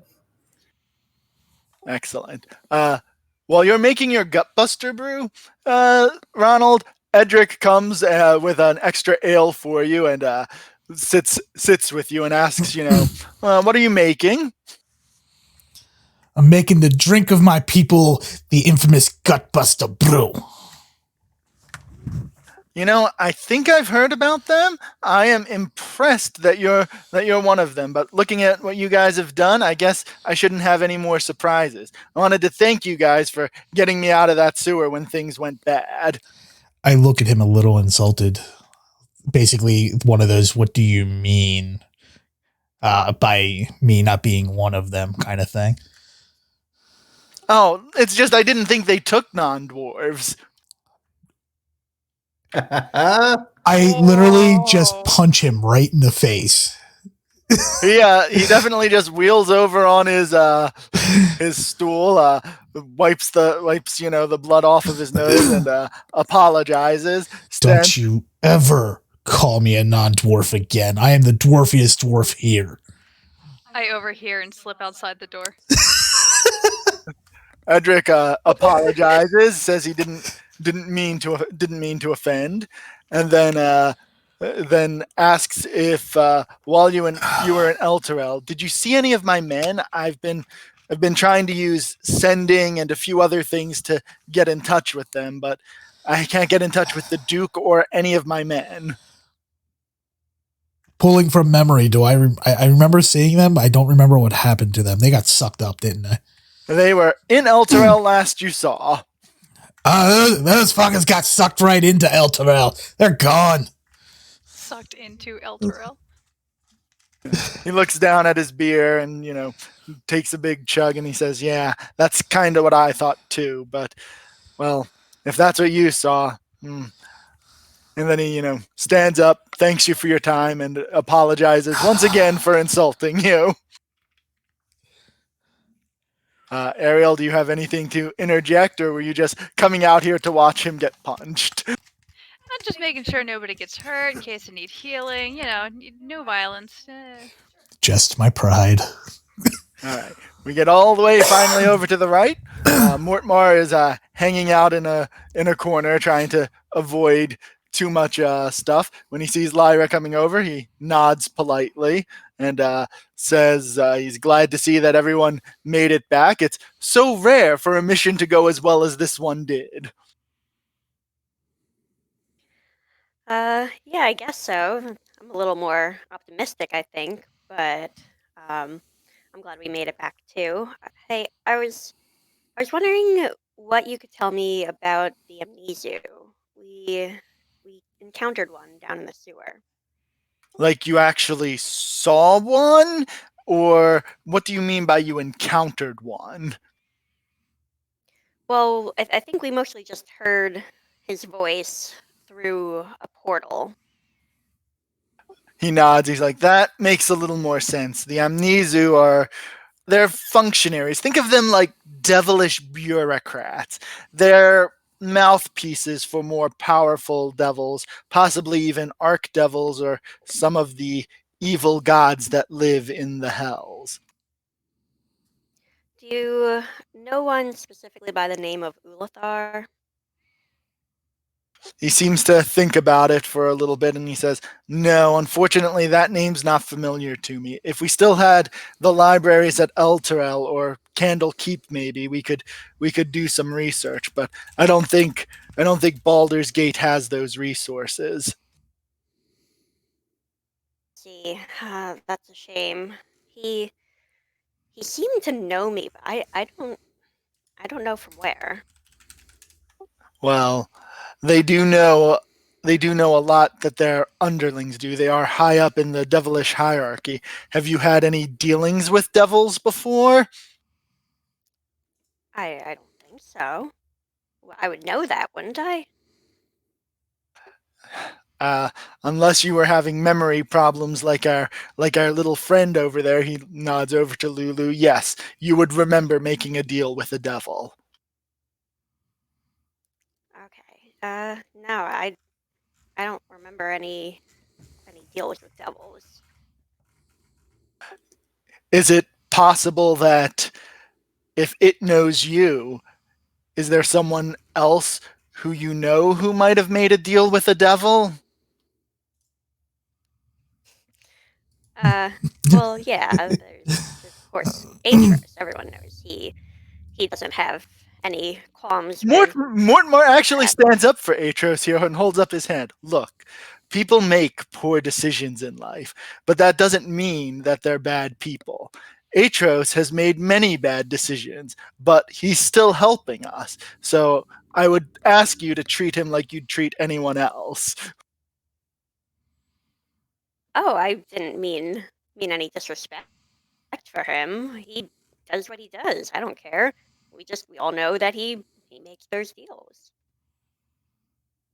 That's fair.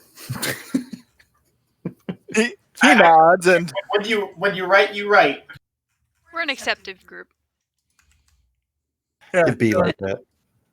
he nods along and then he says, well, if you can think of anyone who, I don't know, does Atros know this amnesu? I haven't actually asked him. You got a good point. I should talk to Atros. There's one other thing I wanted to talk to your group about, but maybe you can. They might trust you a little bit better. I understand that everyone may not be as open to this, but as a follower of Bahamut, I do have some issue with us carrying around Tiamat's horde, especially since we know that Tiamat can sense her horde even across planes. I think at some point we need to make our way to the Temple of Bahamut to cleanse all of that all of that loot, especially before you start spending it and accidentally sick a whole bunch of Tiamat cultists on some poor shopkeeper who doesn't realize what they bought. So at some point soon, we should make our way to that temple. Obviously not tonight. We're in no shape to be traveling around Baldur's Gate at night, but we should get around to it soon.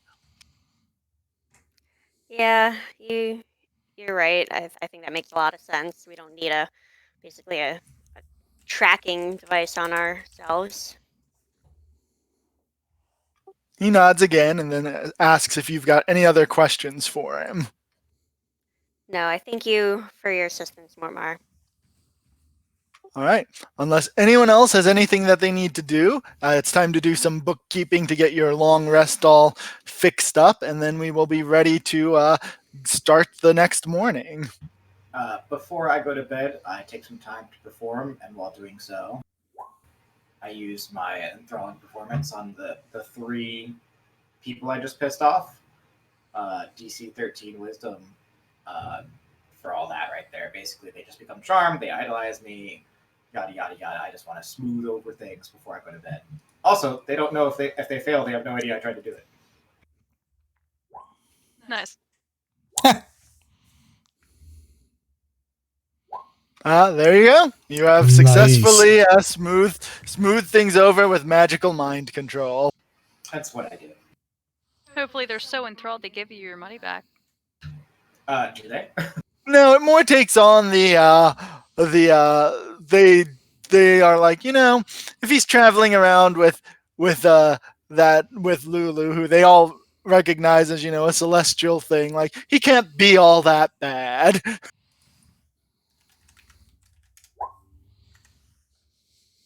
So it's more like, well, yes, you have charmed them. Their mental justification is you're traveling around with a being literally made of good, so that's how they are justifying it to themselves. That's totally fine. I just wanted to smooth things over, and yep, I'm good. All right. So let me know when everyone has updated all of their stuff so that they've got all of their uses back, and then. Frank, how long were you planning to go today? I assumed until. So I usually try to push for 4 hours, which we're at 2 right now. So okay, no, that works for me. I just wanted to make sure that we weren't going any longer than people were expecting. Yeah. Pretty much, I go with 4 hours or a good stopping point. This is not a good stopping point. No, but something level. Yeah, you've got some waiting on that. Anyway, go ahead, update everything, and then let me know when you are ready to go. I can rage again. Good to go. How many of the brews can I make with, I guess, one sitting or whatever? You're really making me go back to my backgrounds for Descent to Avernus thing. Did I forget to write that? Oh, I'm actually supposed to make a check. Huh. Well, you should do that. And also, do you need brewer supplies for that? I do, and I have it. Yes. So what's the roll? It is Brewer's Kit DC 12, so make sure to add that if you're proficient, your proficiency. Okay. And I think all of the tool proficiencies use either dexterity or intelligence. So what would you say this would be? I feel like it should probably be intelligence because it's knowing how to make things, but we could probably substitute intelligence or wisdom, whichever one you don't suck at. Hey, it's wisdom. It is. All right, so that's going to be a +3. And I'm assuming I can only make one? You can only make one. All right. And I make none. Cool. You make none, but it also doesn't cost you anything if you fail, because otherwise that would suck. I'm a bad dwarf.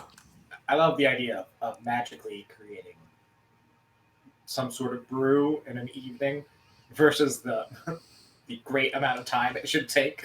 Oh, it's not magic.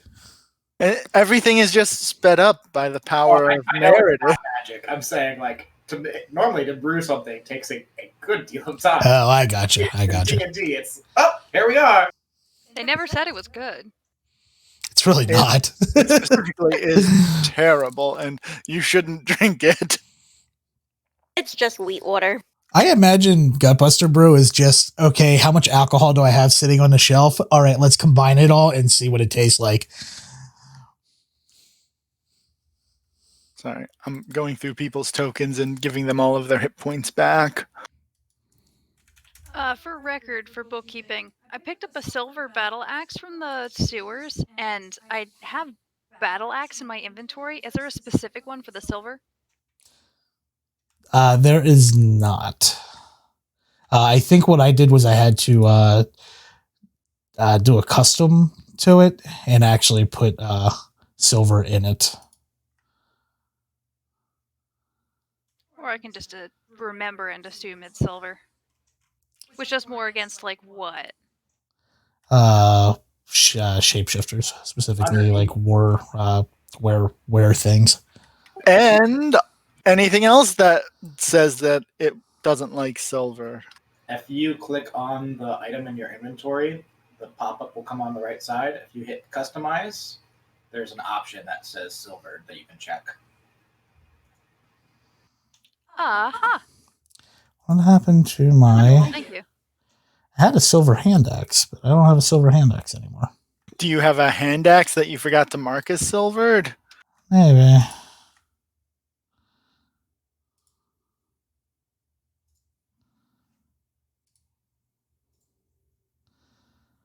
All right. Also, am I able to swap weapons in combat as long as I use an action to do so? So you can use your free item interaction to do so if you are willing to drop one of your weapons. If you want to actually like calmly put it away and draw another one, then yes, that will take your action. Okay. I drop my shield a lot.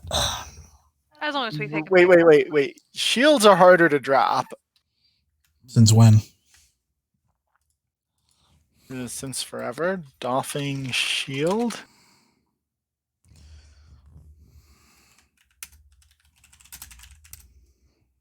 Getting into and out of armor. Yeah, shield is one action to doff, unless you are cutting the straps. But then you can't use it. He has Velcro on his arm. So, you know what? I just realized we had old hidden U's up in the corner. I'm going to delete all of those old hidden U's. Ouch. Otherwise, we might accidentally grab like the level 2 versions of yourselves.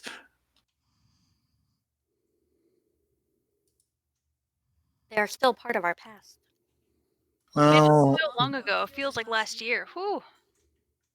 it was so long ago, wasn't it?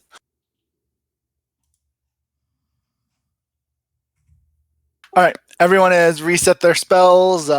We have one prepared spellcaster. Oh no, I guess no. Do arcane tricksters need to prepare spells, or do you just use everything you know? You have to prepare. I just have a set that I can choose from. Okay, so has everyone chosen their spells for the day? Sure have. Good job. I'm glad you guys are on top of things. I thought you still had to prepare your spells, but you could use any amount of those spells that you wanted to. That is how prepared spellcasters work. I'm gonna. Okay. I'm referring to the arcane trickster. Yeah. No, I'm allowed to choose when I gain spells at a level. I have those spells, and I can use a certain number of spell slots. Yeah, no, they don't have. I don't see. They have spell. They just have a spells known column. So yeah, there's where's the rogue table there? I've only got Yeah, they 3 don't. cantrips at 3 first level, so it's not like I have a lot to choose from. It's a pretty easy life right now. Yep, that's why I will probably never play another type of spellcaster, because this is all I know, and it's easy. That's why I play warlocks. Warlocks do have like the best of both worlds. I think this is the third class I've dipped into so far since 5th edition. Yeah, I've only done barbarian, sorcerer, and warlock. I thought you were a cleric for like one session. Oh yeah, that's right. Yeah, and then I got sucked into the bubbling gray void, and that was the end of that character. Well, that was a adventure. Anyway, now that everyone is ready, I believe that I can type. Oh, that is so stupid. Congrats.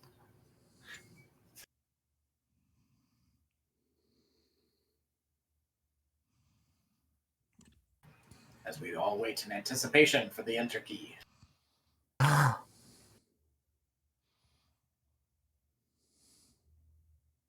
There we go. Those are all of the places I know of that you may want to go to. You might want to go see Flame Zod. You might want to talk to Klim Jasso about the job he was talking to you about. The Temple of Bahamut might be a place you want to go to. The Low Lantern, where Amric Vanthampur may or may not be. And then at some point, probably the evening is a better time for trying to steal pirate ships than right first thing in the morning. But they're all hungover on grog. That would be the best time to go steal them. Isn't Klim Jasso in the tavern? He is. Those are the list of things that I am aware of that your party may want to do. You guys also may have things you want to add on there if you have things that you would like to do. But I'm just trying to help direct you to things you've mentioned wanting to do. So to help make a decision about what you should do with your morning.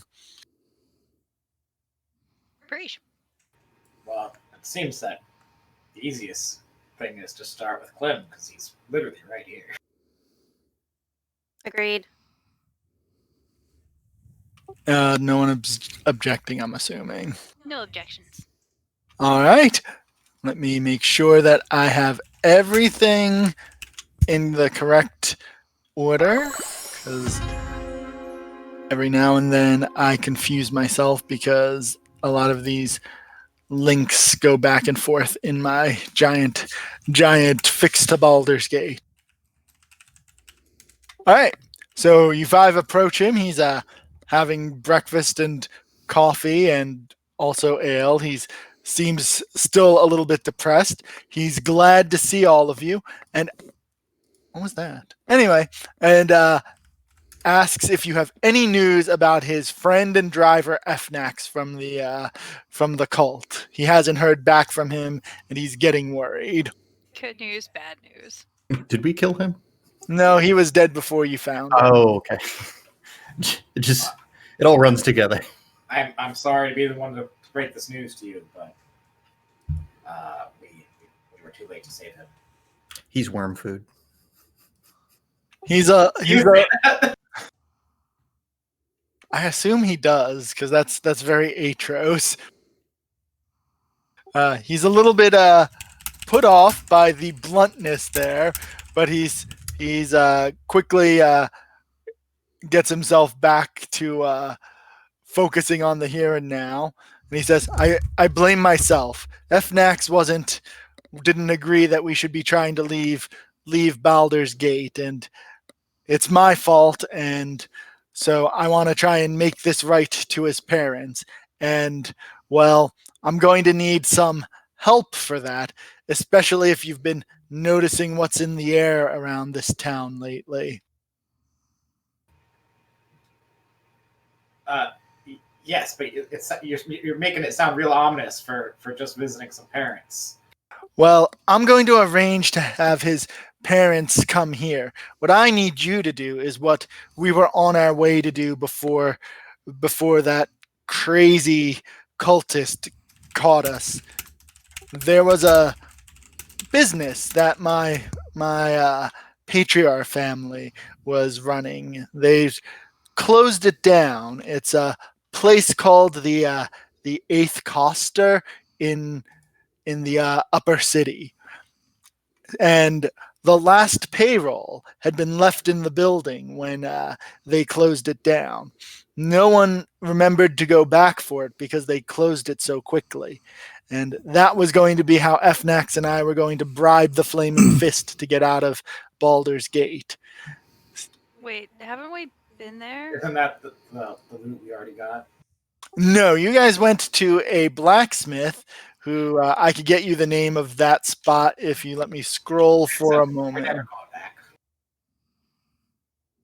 No, I started scrolling, so I gotta find it now. The companion's scabbard, because it was a blacksmith from Elturel who had set up shop here in Baldur's Gate.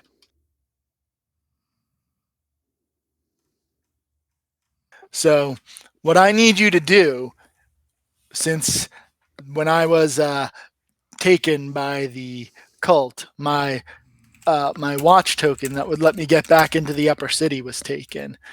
I know that you're working for the Flaming Fist, so you should be able to get in there during the day. I just need someone who can get into the upper city, go to the 8th Coster, and he scribbles down an address so that you can find it easily, and get that money for me so that I can get Fnax's parents and myself out of here. I don't know how much of a bribe the Flaming Fist are going to need, but what I can do is I can give you some off the top of that payroll to try and make it worth your while. I don't know how much is there, but I say maybe 75% for Fnax's parents and me, 25% for your group. I get where you're coming from, but what if we just gave you a way to leave the city without a bribe? Well, when are they leaving? It is not quite determined, but probably pretty soon. Probably in the next couple of days, I would guess, based upon how crazy things are getting in the area.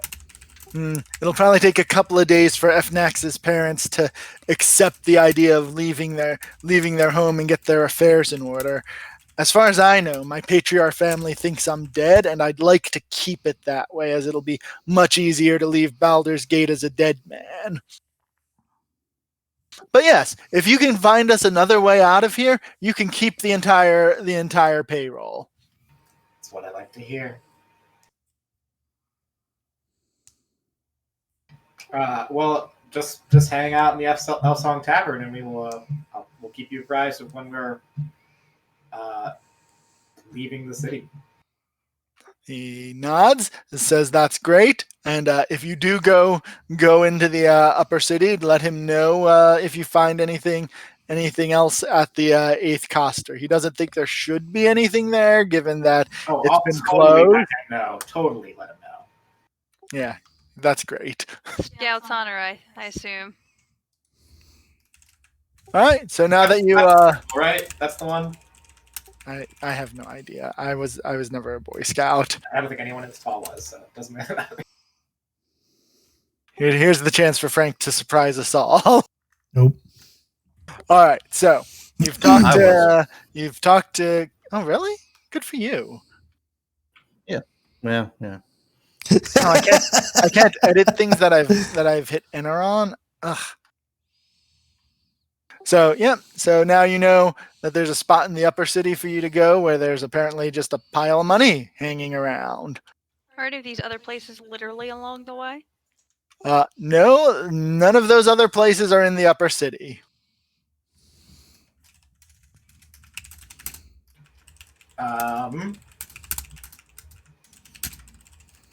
Were we promised payment from Zaj? You were. He was vague on the when, but I believe. Let me go back to exactly what he promises. 150 gold pieces each. That sounds correct. But he was indeed vague on the when. So after Baldur's Gate has been sucked into Avernus. I mean, if he told you that's when he was going to pay you, that should be very suspicious. Lyra, I assume you told us about the suspicion of the Horde being a bad thing to carry around?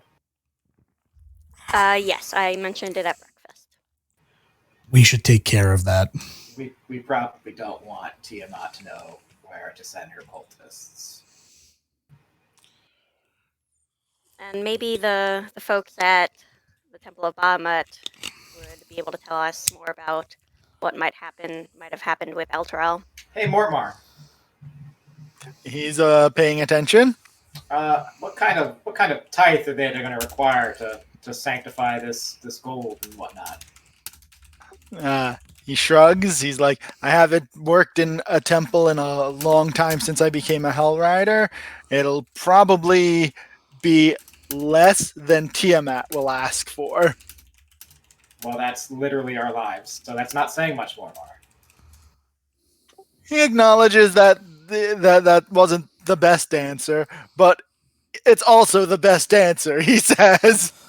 Do I have any idea?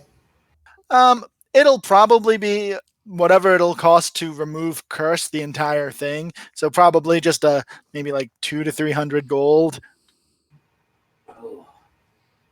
How much did we get? I don't know. Someone wrote it down, right? We have a treasure table that someone has been keeping up, whether or not it's. I thought it was up to date after the sewer adventure. Where is it? It's kind of like all over the place. I thought we had Like a document. There's multiple. It doesn't. Well, yes, look, there's a.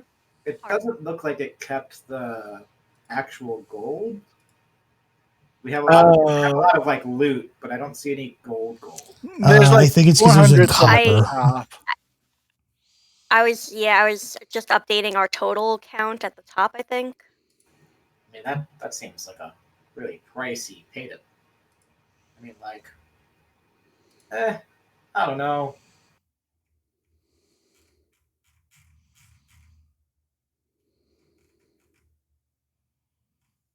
I don't think we really have a choice.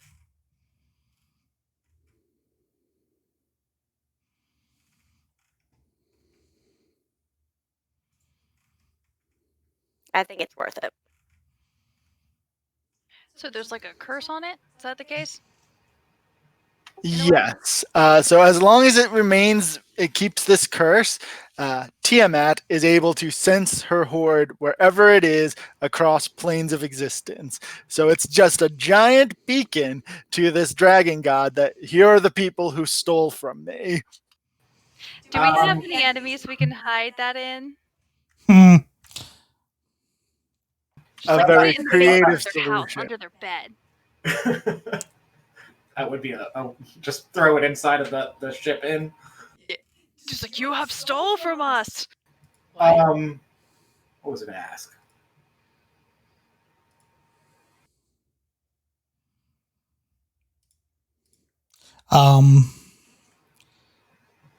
Matt, can we just say that pretty much we sell all of the stuff that we know we're not keeping, and then at the end of the session, I'll calculate out the gold for it and add it to our inventory. Ariel, would we get a discount at your temple? He gives you a look. Ariel, I don't have a temple? don't you have a god? Am I crazy? I do, but I don't know where it is or if it's in the city or how that works. To help?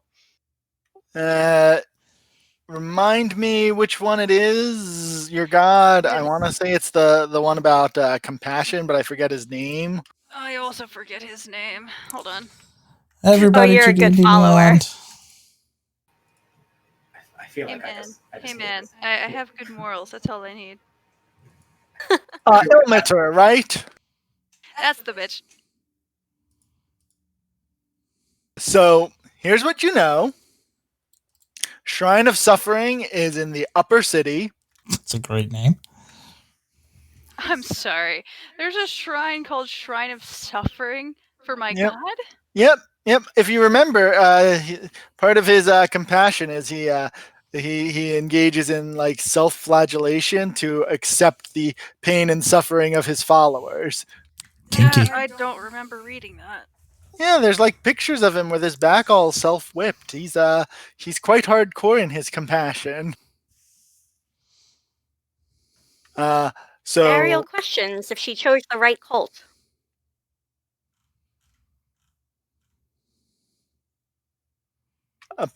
apparently in the past it was a little more like graphic in his descriptions, but like the actual like holy symbol was like of a bloody like cat of nine tails. But recently, apparently, the holy symbol has become a little more friendly. I think it's like now like it's two clasping hands. I think. It's hands bound at the wrist with red cord.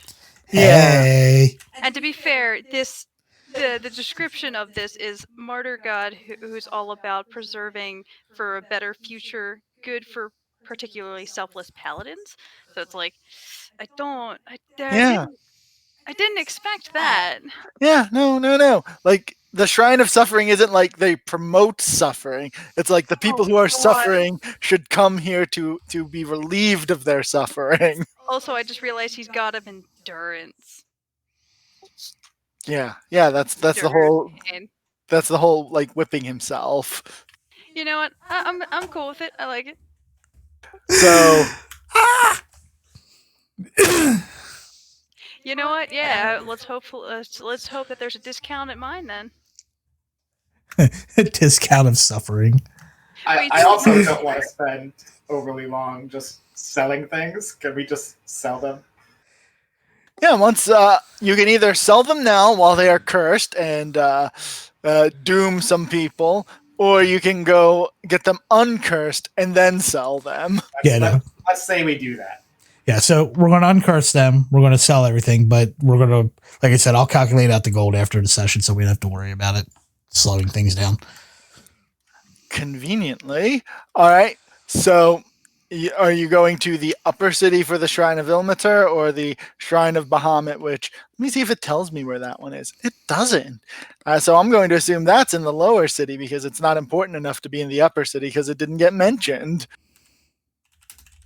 I mean, we are going to. We want to go to the upper city to do that and go to that shop. I'm down. I don't know. Do we really want to just steal money from a shop? That seems. It's no longer in existence. It's okay. And it was offered to us anyway. Wait, the shop's not in existence anymore? Out of business. Think it of as buried treasure in the catacombs. It's just a really recent catacomb. Wait, what happened to the shop owner? I find it better not to ask too many questions.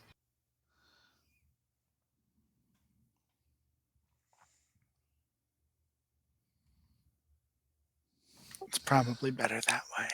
On the road to Viridian City. Is it still 300 gold, by the way? Well, okay, so you're going to be going to the Shrine of Ilmater to get this uncursed.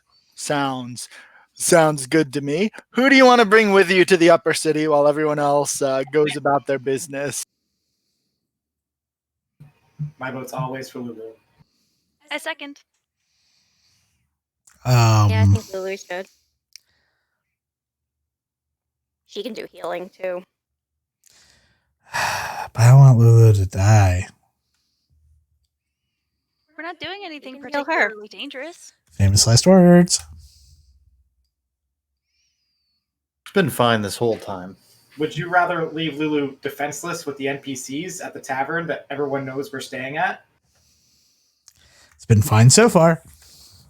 All right, Lulu it is. It'll be fine. You're just afraid to get golden showered, aren't you? I embrace the golden shower.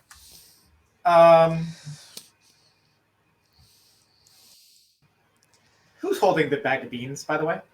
Yeah, that's a good question that you should answer while I try and find out what's going on. I definitely want to be the one holding them right now. Please don't throw a bag of beans at me. I'm okay with letting the bard have the beans. I'm still for selling the bag of beans because so many bad things can happen with this. No, not good for us. Statistically, nothing good can come from the bag of beans. Nothing good can come from it. Can we have that information sheet up again? Only good things can come from these beans. It's in the shared journal. There's a link. I say you plant them all together. See what happens. Okay. Please don't throw a bag of beans at me. I'm still for selling the bag of beans because so many bad things can happen with this. No, not good for us. Statistically, nothing good can come from the bag of beans. Nothing good can come from it. Can we have that information sheet up again? It's in the shared journal. There's a link. I say you plant them all together. See what happens. Or Well, eat them. I want to spread the bean joy out a little bit. I'm definitely going to plant one somewhere here, but I want to save some for later. You know. Oh my gosh, we can actually do this.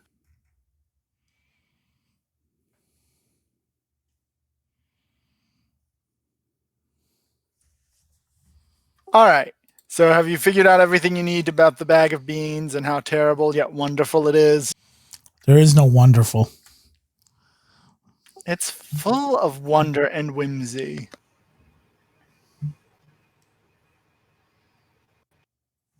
That's a song of Elturel. Yeah, I was trying to move it into my into like I have it all set up.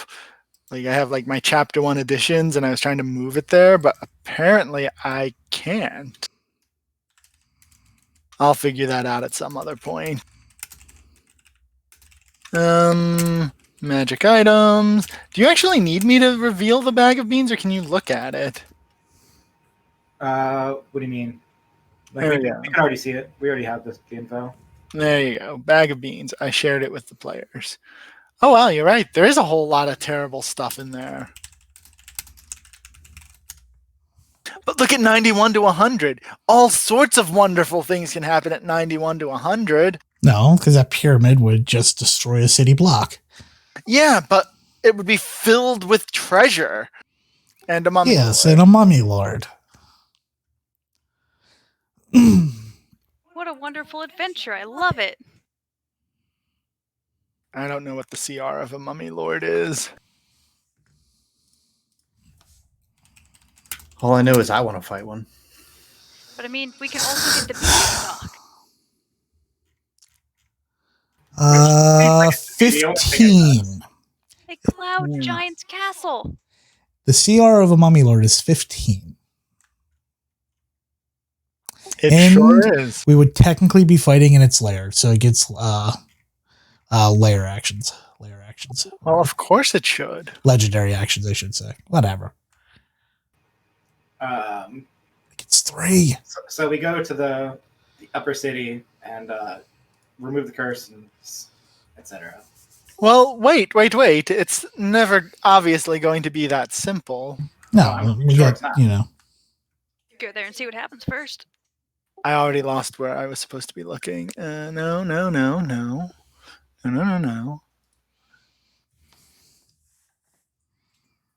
Nope, that's not it.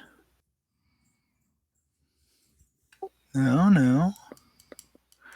New page, alternate landing page. Ah, there we go. I don't know why it's got a giant Atros's face on this, but all right. So you guys are on your way to the upper city when That's a good surprise, Lulu. yes, you have Lulu. I don't know how you want to be walking down the streets. sign. I'm protecting Lulu. I guess I am leading. Excellent. What about the other 3 of you?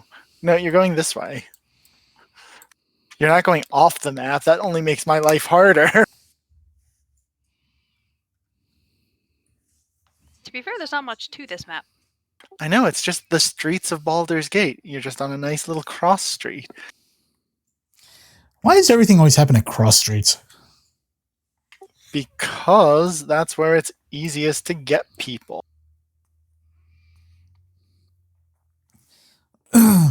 Cats, if I didn't already say this stream deck is the best. All right, is everyone where they want to be? Let's do this. So, Wait, what is block sign site? Okay. So on the roof of the buildings ahead, you see 2 copper wormlings, and in the street coming out of this building are 2 dragonborn who clearly give you a look, and they are demanding their treasure. And we are going to add everyone to the turn, and let's see if that worked. What treasure? I don't know what treasure you're talking about. I don't have any treasure.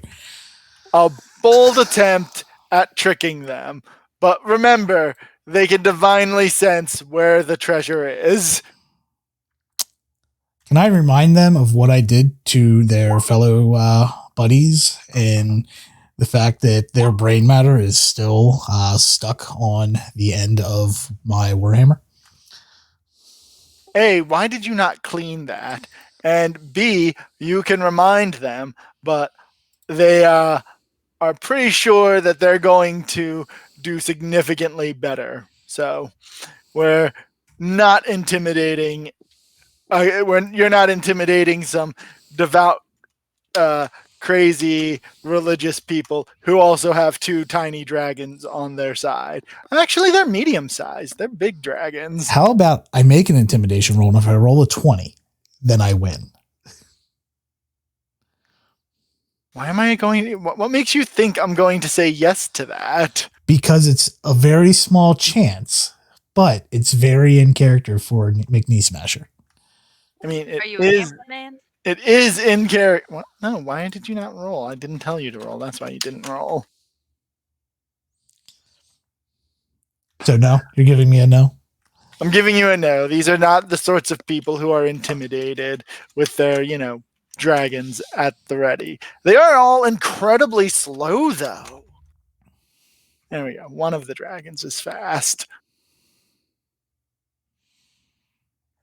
What are these 2 guys using weapon-wise? Here. Which one of these Ronalds is the one you put your initiative on? I only see one Ronald. There we go. I don't have a token selected or something. Yeah, mine didn't. I'm on it and I selected it before rolling, but it didn't work. Oh, okay. What was your roll there? Oh, I was taken out of the turn order too. What happened? All right. We're just deleting all of the heroes. I'm still there. We're deleting all of the heroes. And we're adding them again. And it's going to be like, there you go. Does everyone see all of the heroes? Two copper wormlings, a Tiamat fanatic, and a cult fanatic. There we go. Hi. I see myself in there twice. You are in there twice. Yes, you are. Get rid of the one with the 0. Yeah. So we'll just delete that other one. Okay, so from now on, I just need to clear the initiative before I try and start another fight. Oh, and Lulu is going to be going first. With 0? No, she rolled I did her Oh, initiative. there it is. I did her initiative last. Okay, is everyone's initiative uploaded? Yep. Yes. All right, so back to my question. What are these guys using? So he has got they both have scimitars, but this one also has an arcane focus in their offhand. Oh, I'm sorry, I have them in the wrong order. I named them wrong. So arcane focus, just a sword.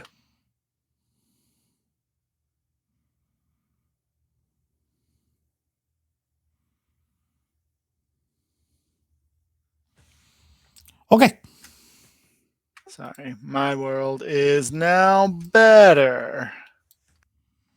Oh, I lied to you because this guy just has a great club. This is the guy with the sword and the arcane focus. I need to name my tokens better. But that's okay. You all understand that I'm terribly disorganized. Let me scroll down so I'm in the right spot. All right. Does anyone have any other questions before the attack from Tiamat's crazy cultists happen? Let's do this. Ready to rock. All right.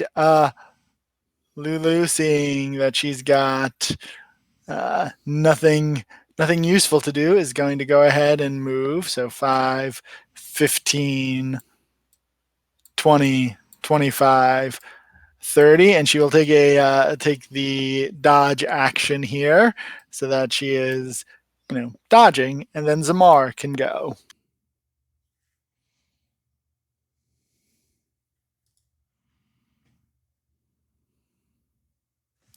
I'm assuming the wormlings are on top of buildings, right? Yep, they are on the buildings, getting ready to swoop down to do their wormling things. 2 dragons walk into a bar. One says to the other, "It's hot in here." The other replies, "Shut your mouth."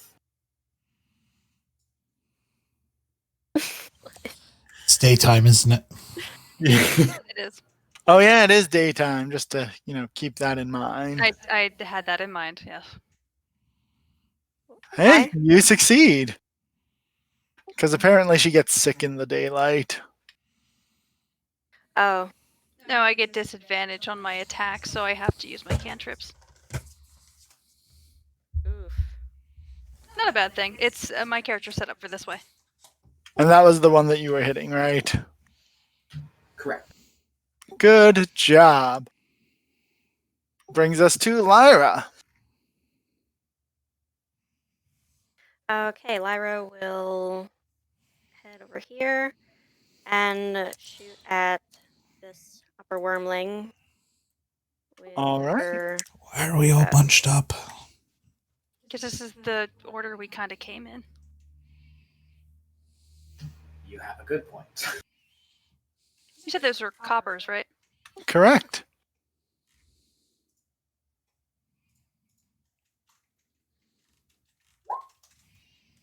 Uh, 16 will indeed hit. There is no sneak attack there, though. And I'm gonna go back here.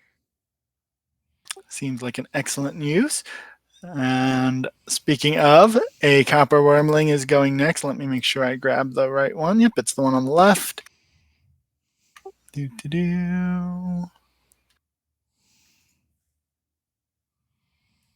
So it's going to go ahead, come right here, and it exhales acid in a 20-foot line that is 5 feet wide. So that's going to be the 3 in the front there. It's a DC 11 dexterity saving throw. So let's go ahead and get Lulu's save in.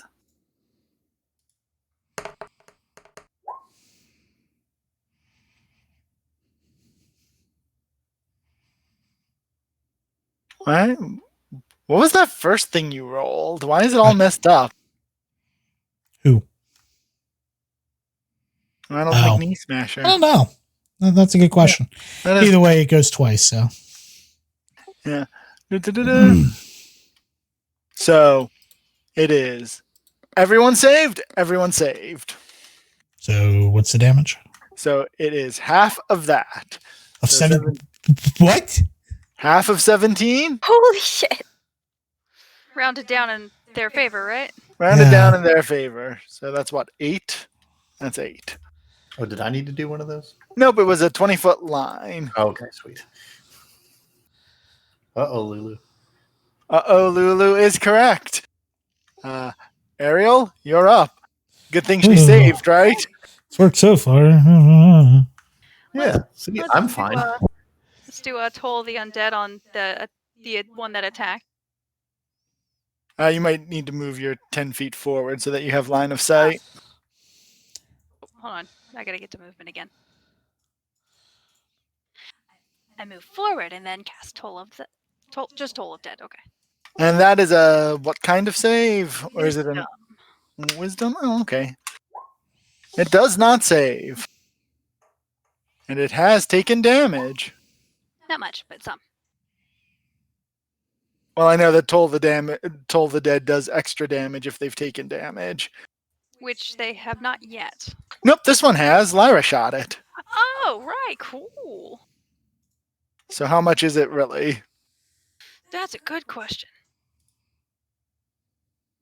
It instead takes 1d12. And that's what it rolled. Oh, that is what it rolled. Okay, so yeah, there we go. Automatically cool.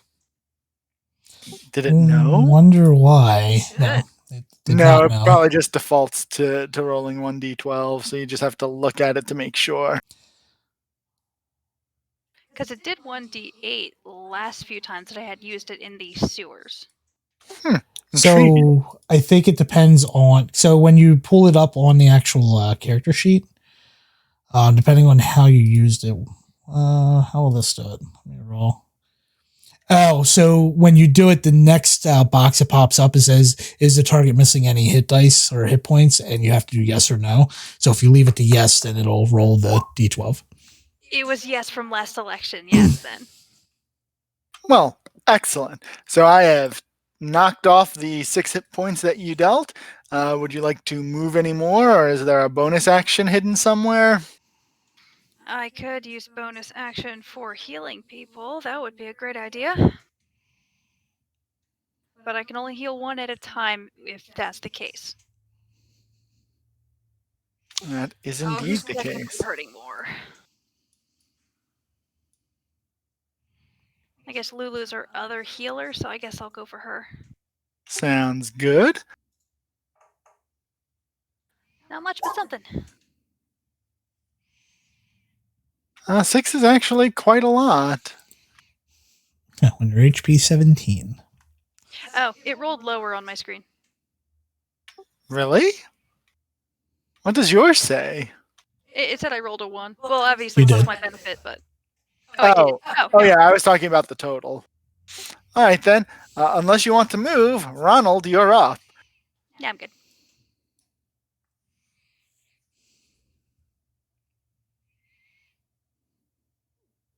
All right. Excellent maneuver. Well, I was going to smash this dude. Please do so. Ronald is smashing. You will hit. 4 damage. You have wounded that copper wormling. Actually, sorry, I'm going to be there, not there. Fair enough. Anything else you want to do? So 5, 10, 15, 20, 25. I want to continue moving forward so he can take his attack. Shoot. He bites. That's his attack. Hey! Knock one up against Ronald. And that is 2d10 plus 2 for 6. Not so bad. Yeah, not a great crit, but, still a crit. All right. Where's Kinda. the counter? I just there it updated is. Yeah. If I rage now, I lose it next turn, don't I? I think not, because it just needs you to have attacked something on your turn, not since you've raged. Okay. We're going to start that rage because I was not expecting to take this much damage this early. Fair enough. Fair enough. What did we decide rage was? What do you mean? I didn't think we decided anything. There we go. That looks ragey. Yay. I will forget if I don't do that. As long as it seems appropriate, anything should be fine. Yeah, see? All right, are you good? Yeah. All right. This copper wormling, seeing that there are 2 people lined up perfectly, is going to go ahead and... Oh, real quick, this green box is a tree? It is a tree, and it blocks line of sight. Sure does. Yep. So go ahead and make that dexterity 11 saving throw once again for you and Lulu Zimar. Oh, yeah. Oh, good. Everyone saves, and everyone takes half of this. Half of 11 would be 5. Oh, I might need to bring out the good heals early. I'll be fine. Glad you think so. I have faith in you. And that is the end of the copper wormling's turn. The guy with the great club is going to go ahead and beat on Ronald McNee Smasher.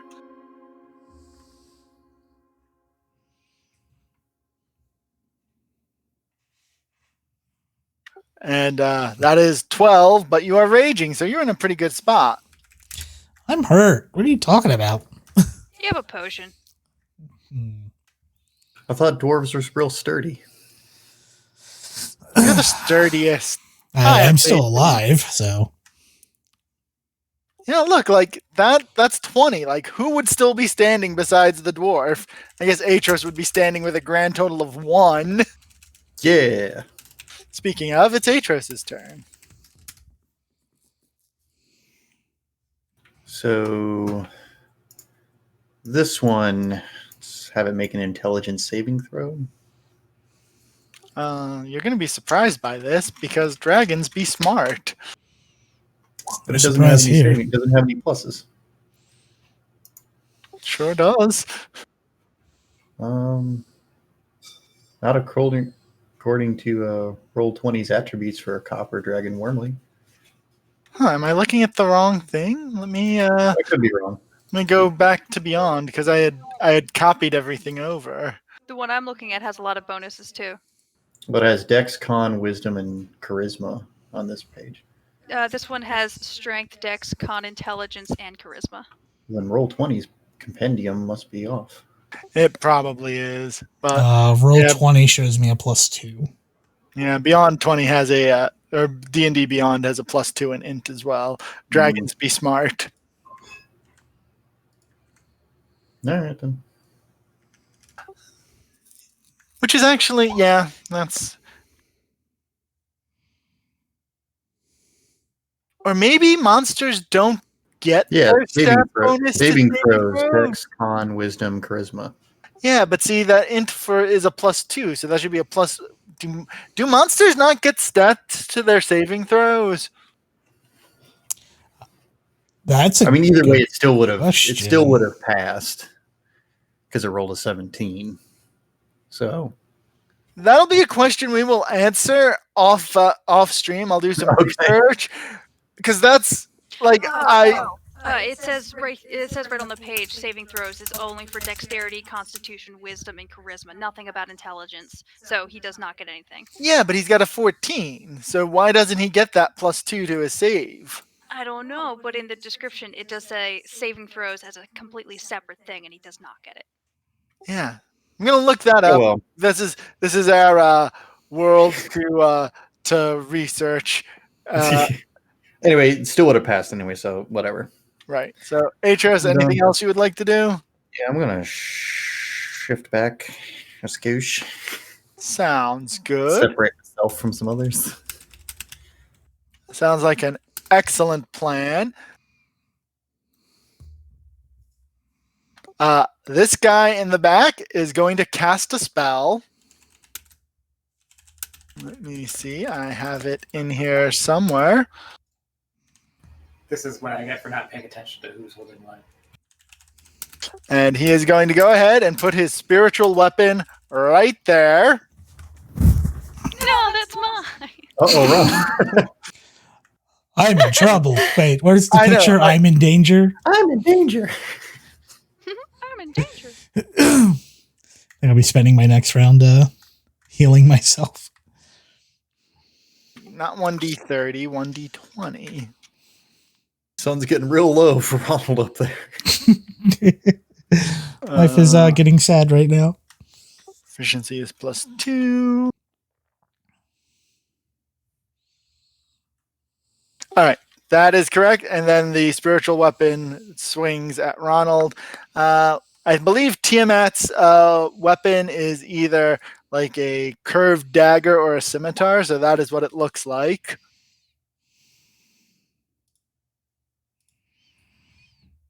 Go ahead, do max damage again. I hope it doesn't. Should be a D8. Yeah, I was just making sure I knew what his spell casting modifier was. See, that's not max damage. That is, however, force damage, so I don't know how your rage interacts with that. Everything but psychic. Excellent.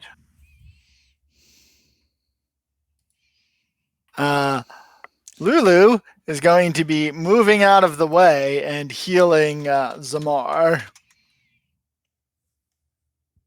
Oh, look at her thinking of others first.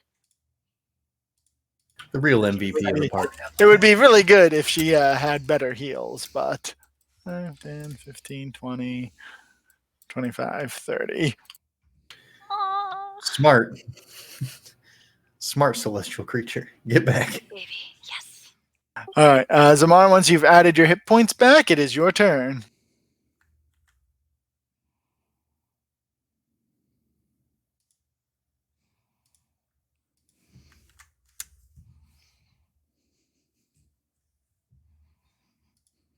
Is that you coming to terms with your life?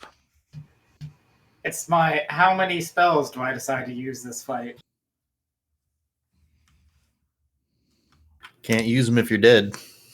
Yeah, but we haven't even made it to our destination, and we don't even know what to expect there. Can we long rest in between? Just gonna take a nap here on the road. Someone who doesn't have spells can keep an eye out. That is a save. Is there anything on a save or Half damage. half damage? And so that's 5.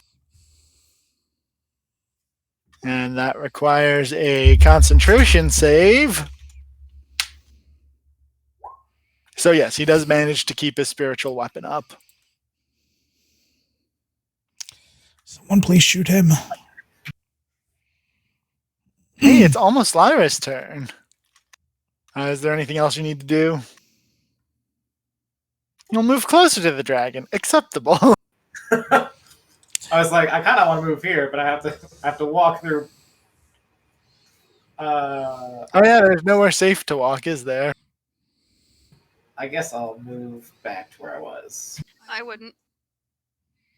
I mean, mean, I'm whatever you want. either in danger here or in danger here, and in here I'm in the way.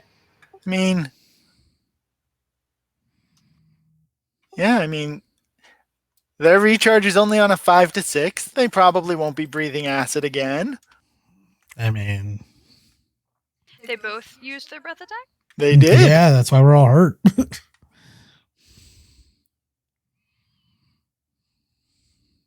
It is a hard. I'm going to stay right there. You're going to stay right there? Excellent. Lyra, you're up. Ronald has asked you to shoot the guy who is concentrating on the weapon from Tiamat, but you've got your own freedom of choice. Okay, I'm going to An excellent shoot at choice. the magic user.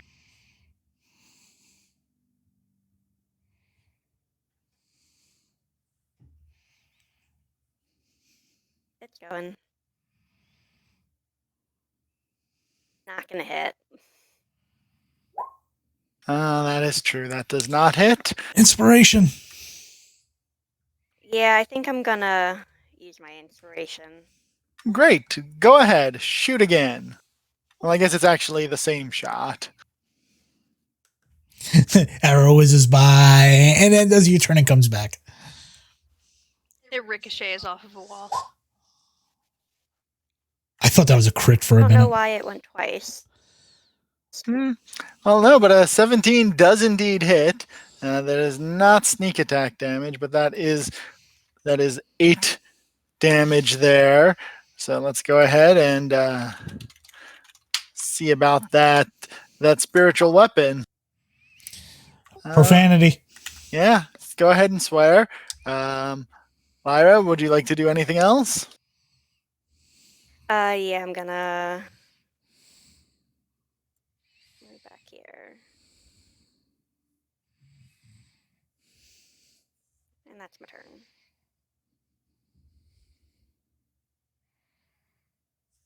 I'm pretty sure I made a mistake here. Because your friends didn't follow you. See how I can turn it on it so it wasn't a mistake? All right. I want to believe that the recharge happens at the start of the turn. When I was looking it up to see if there was a recharge.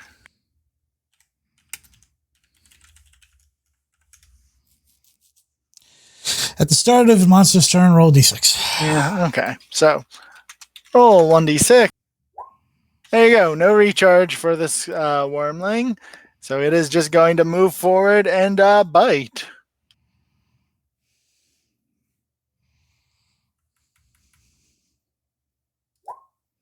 And no bite.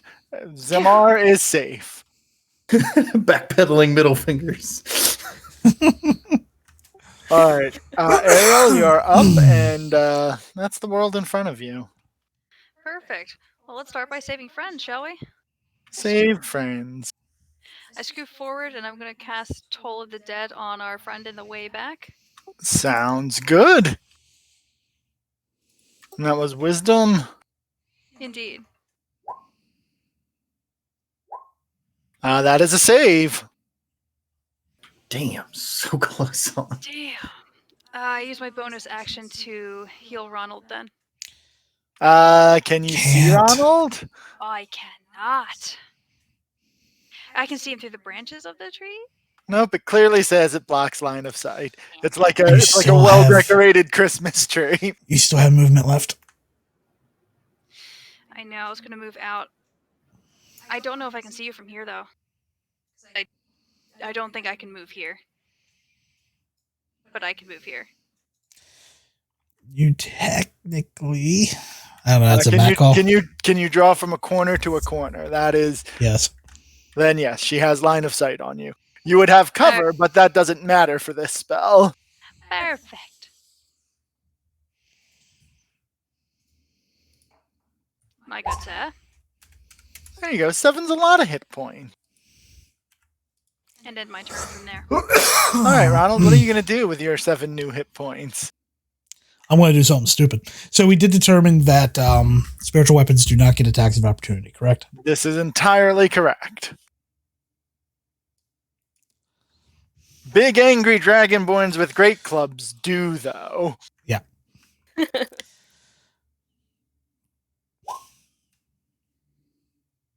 Good gamble. No, not a good gamble. No. 17 hits, doesn't it? It does. And there you go. There is 10 damage. But don't worry, you're raging. Oh. Christ. All right, go ahead and do your thing. And all of my anger into a single swipe of a warhammer. And I roll a 12, which is a 16. A 16 will hit.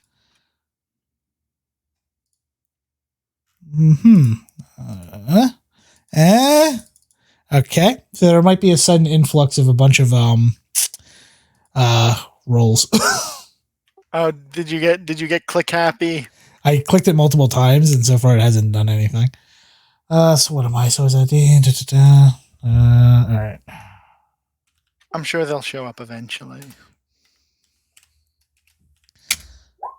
There you go. 8 damage. 8 damage. That's a good amount of damage. And let's see about that spiritual weapon. That is a gone spiritual weapon. Thank you. At least someone's doing their job around here. Can I get more healing, please? Is there anything else you would like to do? No. Well, here's a copper wormling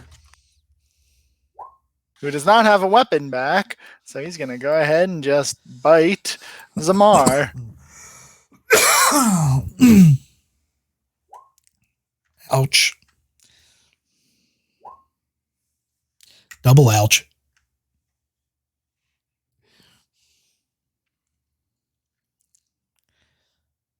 Timber. Yeah, no, that's unfortunate. Our great club wielding lunatic is going to turn around after Ronald. This is where the adventure ends. A random encounter on the street with dragons. And now Atros has the floor. Zatros debates on running back the other way. I'm sure he's actually thinking about how he can use his spells to save the day.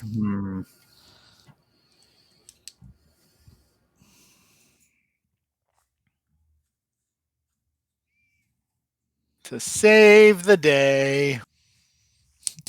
Atros turns invisible. I don't have Dimension Door yet, or I didn't take that. That is usually my bye, I'll be 300 more feet over here. All right, so would I be able to tell which of these copper wormlings are more damaged? The only one who's been hit. Okay. I like when I can answer your questions easily. Me too. All right, then. We will try to hit that. I assume you'll take the step forward so that you've got a clean line of sight. Oh, of course. All right. Well, a 12 still doesn't hit, Yeah, well. but you tried. That's what's important here. Yeah. It's too bad they have like good saving throws from all my other saving throw cantrips. So Yeah. It's okay. I got faith in you. well, Ronald, if one of the copper things moves, I can pop that. I can try and pop that guy from all the way back here. Poor Zimar. I mean, it's my own fault. I could have moved further back, but I still would have been the first one that they would have reached. Just play dead and log roll back this way. Doing a great job of playing dead. Alligator roll back to us. So convincing.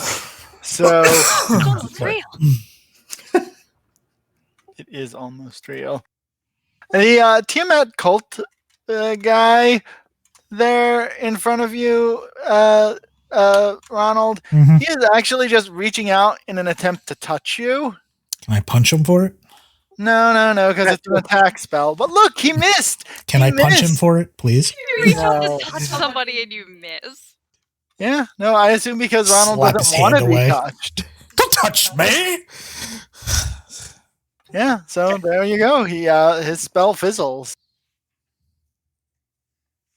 Is that the way it works in this one? I remember in Pathfinder, you still held on to the spell if you just missed the attack. Ooh. No. This game hates you. I don't even remember that being a thing in Pathfinder either. I'm like 90% sure. Well, obviously Lulu is using one of her heals to get Zamar back on his feet, and that is her action. So she's gonna stagger, so you're not in a convenient line for Copper Wormling breath. Now, Zamar, you're awake. So if I cast a spell, they get attacks of opportunity? They do not. They don't.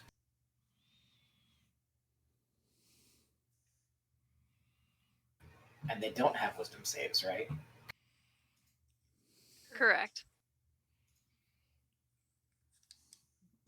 I'm pretty sure it's not correct. Yeah, they apparently from their saving throws they get a +2, but they have no wisdom bonus. Oh, bonus. I was looking. I mixed them up again. I'm sorry. Yeah, I don't understand this presentation of saving throws. If anyone understands why D&D presents the stat block that way, let me know. You got me.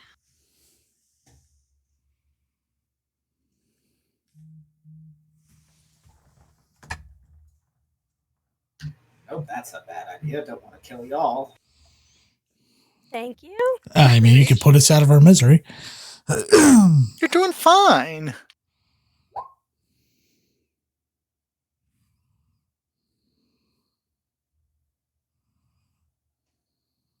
All right, what is it about that guy?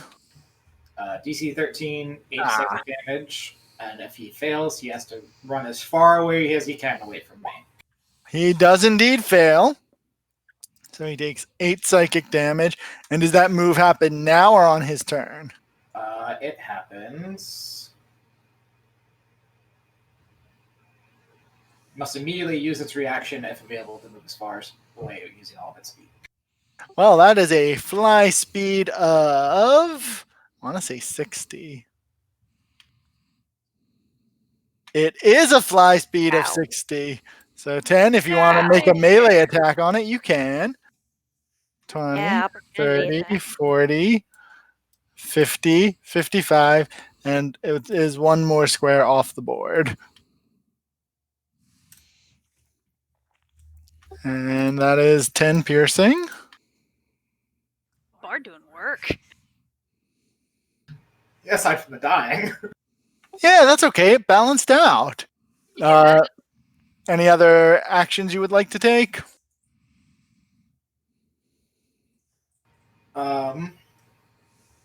I will give inspiration to Atros. And this is bardic inspiration. Correct. Yeah, okay. Because I was going to say I have inspiration. All right, so this brings us to Lyra, who has a wonderful target, just all perfectly lined up. Yes, Lyra will go after that wormling. Hell yeah.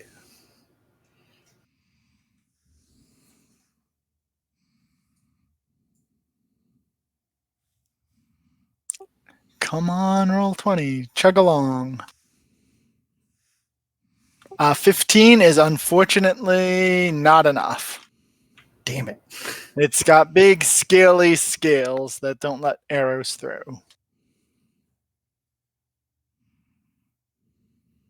Is there anything else you would like to do? Nope, that's my turn. Sounds good. Good. It is the closer one. No breath, and so it is going to just live its best life and bite Zamar again.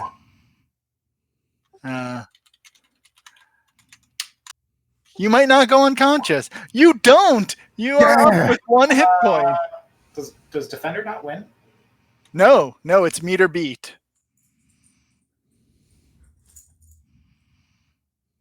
Oh, that's why you were so excited. Oh. Yeah, I got bit. Kinky. And it's now Ariel's turn. All right, we got 2 people in trouble. One more critical than the other, but I'm fine. I would just say just a murder. That's my opinion.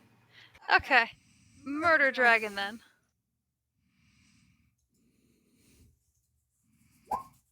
Let's hope murder dragon. No. No, the dragon saves, but that would have been a really good toll to dead. Well, then bonus action, I'm going to heal our bard. See, everyone loves the bard. I'm just so lovable. Or they just like not getting bit. Proximity is also great. And I end my turn. All right, Ronald, the world is yours. Smash dude in front of me. Smash away.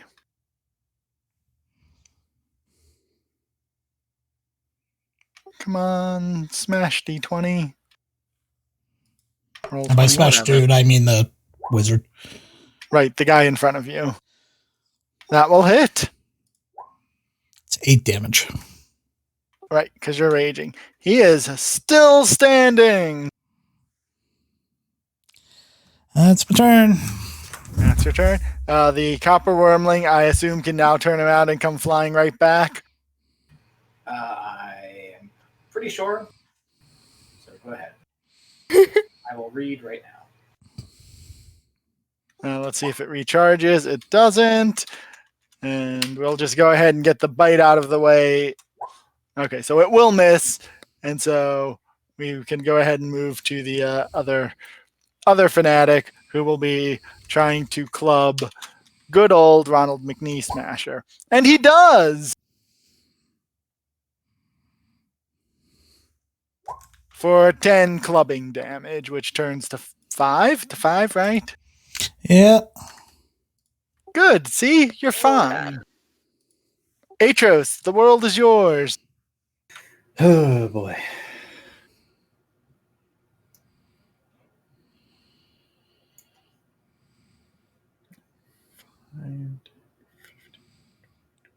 Okay, never mind.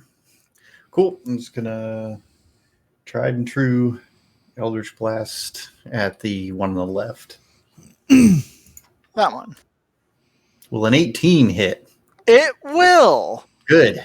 I would hope so. 12 force damage. Grand. And I guess it gets pushed to like there. Yes, throw the corpse against the tree. Right. You ruined the tree. Does that make you happy? You little bastard. Yes, I do. Good. Because these damn wormlings keep ruining my line of sight to that jerk across the square. Same. All right. Anything else? Nope, I'm done. All right. And I'll also be right back real quick. Sounds good. The caster has seen no reason to try something different, even though it failed last time, and tries to touch McNee Smasher, and he does.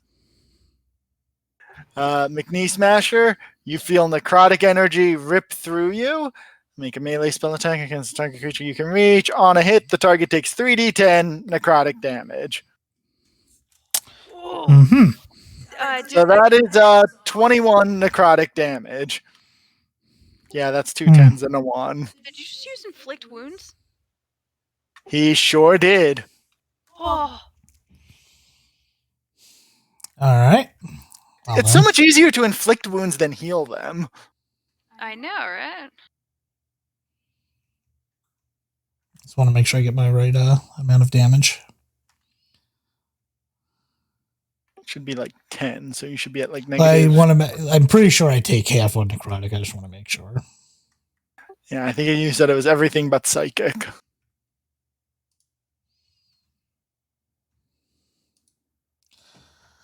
That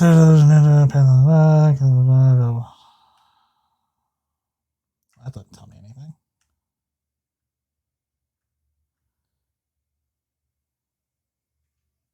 Yeah, I'll accept psychic. Okay. All right, I'm done. The world is okay though, because Lulu is next. Oh, that's funny. So once you go, once you turn dead, the HP thing on the character sheet changes. Yeah, to like your little tracker. Yeah. So 10, 20, 30. Are you within range? You should be, because it's like a range of 60. Oh yeah. Range. If anything, it's more line of sight. Yeah. That's okay. She can see through. She can see like through people's squares, like just like you guys can see through people's squares. So there you go. You are healed for 4. So you actually don't go to -3. You go to 0. So you are at 4 hit points, and you're wide awake, feeling great.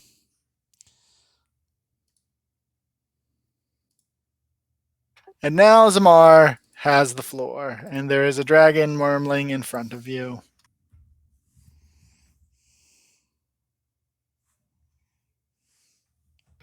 Do I stab or do I mock? I think I'm going to have to mock. Cat! Cat? Oh, cat. All right. You mock. You actually will hit, it looks like. Yeah. So you do 1 psychic damage. Take disadvantage on that next hit, damn you. Yes, its next bite will have disadvantage. I'm going to use... well, I just closed my character sheet.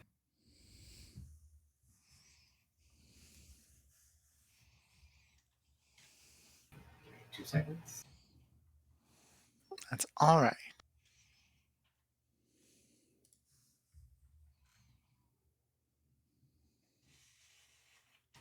I'm going to use my Mantle of Inspiration.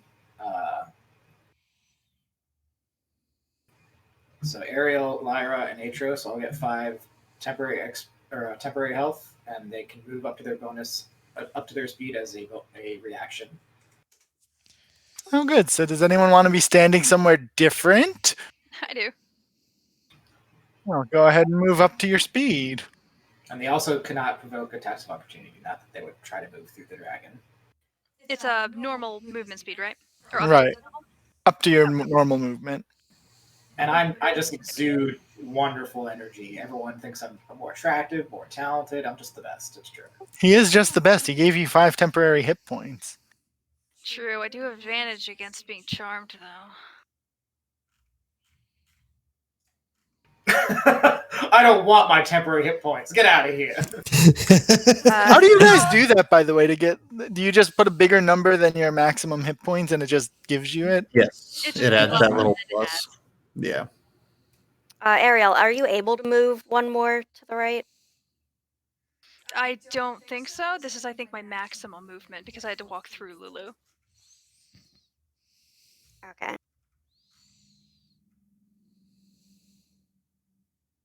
Yeah. Atros, do you want to move anywhere?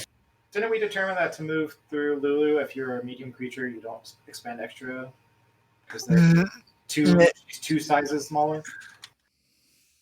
I am a dwarf, so.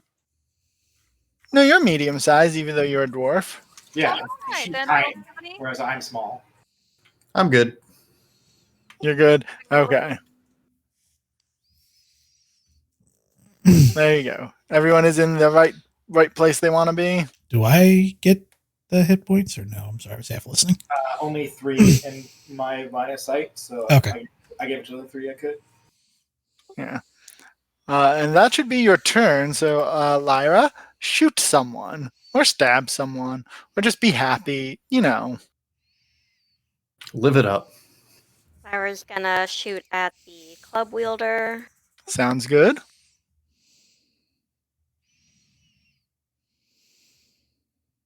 Actually,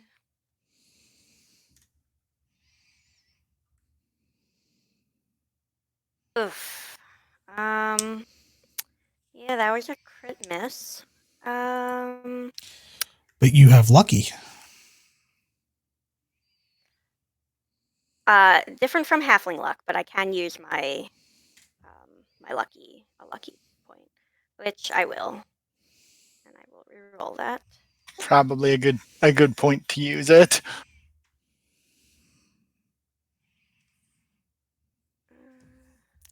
Do we counter to 1 with a 20? It would be nice if you did. I'm watching the camera for a reaction. Oh, hey, my browser encountered an My- error while decoding the video. My D&D Beyond has decided to freeze for a moment, so All right, so a new laptop for the halfling. yeah. My laptop's only like 6 years old. That's old in laptop years. Is it Roll20 that's giving you the trouble, or is it Beyond 20 Actually, communicating it's to only Roll20? it's only 4 years. No, it's D&D Beyond is I accidentally was holding my control button to talk, and then I was trying to scroll, and that changed the zoom. So now I'm waiting for it to reset zoom so I can actually see my attack options, and it's not doing anything. I'm gonna refresh the page. One moment. You could make your rolls in Roll20.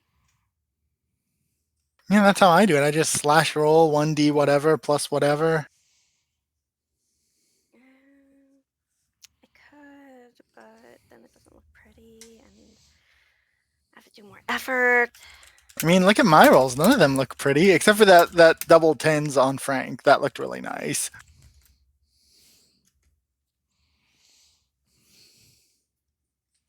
It's getting there.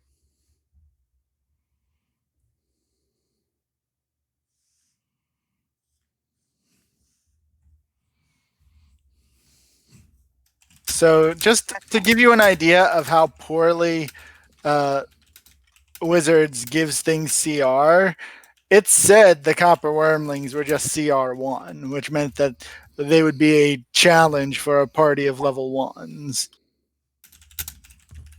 That will hit, and with your sneak attack damage, that man is now, well, that Dragonborn is now dead.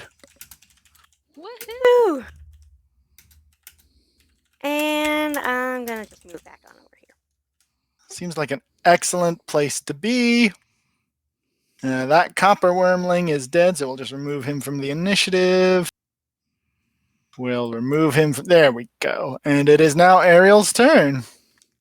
Brother! Sister. I've come to aid you. Toll of dead on this man. Nope. Wait, what do you mean, nope? Oh, it rolled a 5 on mine. Right, Yeah, but that's damage. He does not save. Yeah, he's So- going to roll 4 or higher. Yeah, your Right, I forgot it was a save. I'm thinking it's an attack, and I'm like, and your Toll the Dead does indeed kill him. Yeah. He is, Yay. I guess, withers up from the necrotic energy and just drops to the ground. And now, Ronald, what would you like to do with your 4 hit points? I have a Oh. bonus action to Oh, heal you Ronald. do. Okay, you heal Ronald. How much do you heal Ronald? That much. 7 is a lot. You're welcome. And 10. All right, now Ronald, you have Smash. the floor. Go ahead and smash. You know, I could use a couple dragon wings to add to my codpiece. Or not. Yeah, well, you're gonna miss on that one. Oh, whiff. I hit the tree. That's it. Yeah. And this will now obviously piss Ronald off as the wormling takes the disengage action No! and is going to start flying. So it flies up 10 and then is on the building for 15, 20, 25, 30, 45, 50, 55. And we'll reveal that section where it is on 60. But it is now on the building. And I don't know who actually has line of sight 10 feet up on a building. No one. But there you go. He How ran far away. back would I have to move to be able to see it? I have no idea because I can't draw Pythagorean triangles in my brain, but I don't think you can see onto the roof of that building from anywhere, really. Damn it. Maybe if you were here. What about a climb check? Maybe.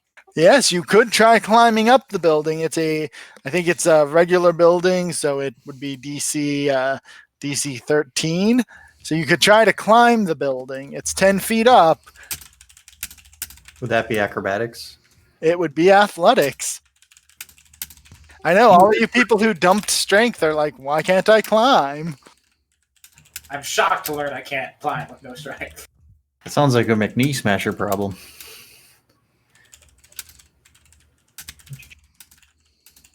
Yeah, but you can try to climb.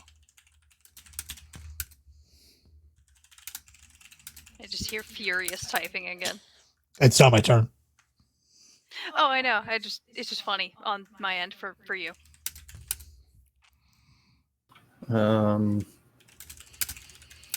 Yeah, I got that 5 temporary hit points. What's a little bit of fall damage if I fail? Excellent. Or I just won't even go up. Cool. Let's So give the that's- climb.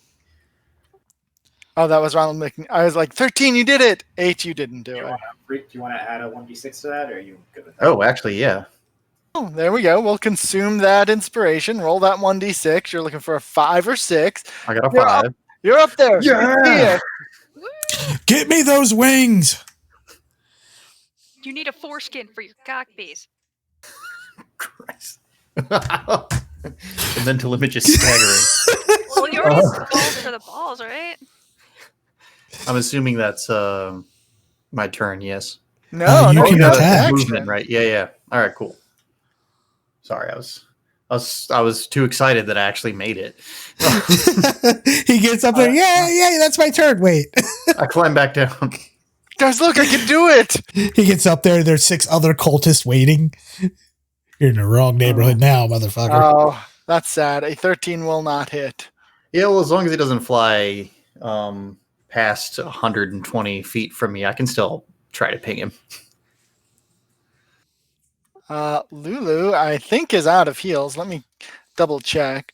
Yeah, 2 on Zamar, 1 on Ronald. She's out of heals. So yeah, I think Lulu passes because she can't do anything useful. So Zamar, you're up. She can't fly? She can, but she can't fly as fast as that wormling.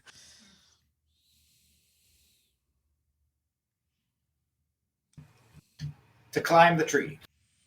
To climb the tree? Tree is easier to climb, DC 10. Because like we said, it's like a giant decorated Christmas tree. I will drop my rapier and pew pew. Sounds good. Make the attack.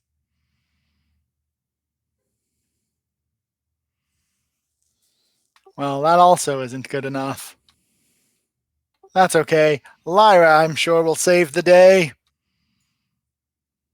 Okay, I guess I will try to climb the tree as well. All the All right. party in the tree. 10. Nope. Nope.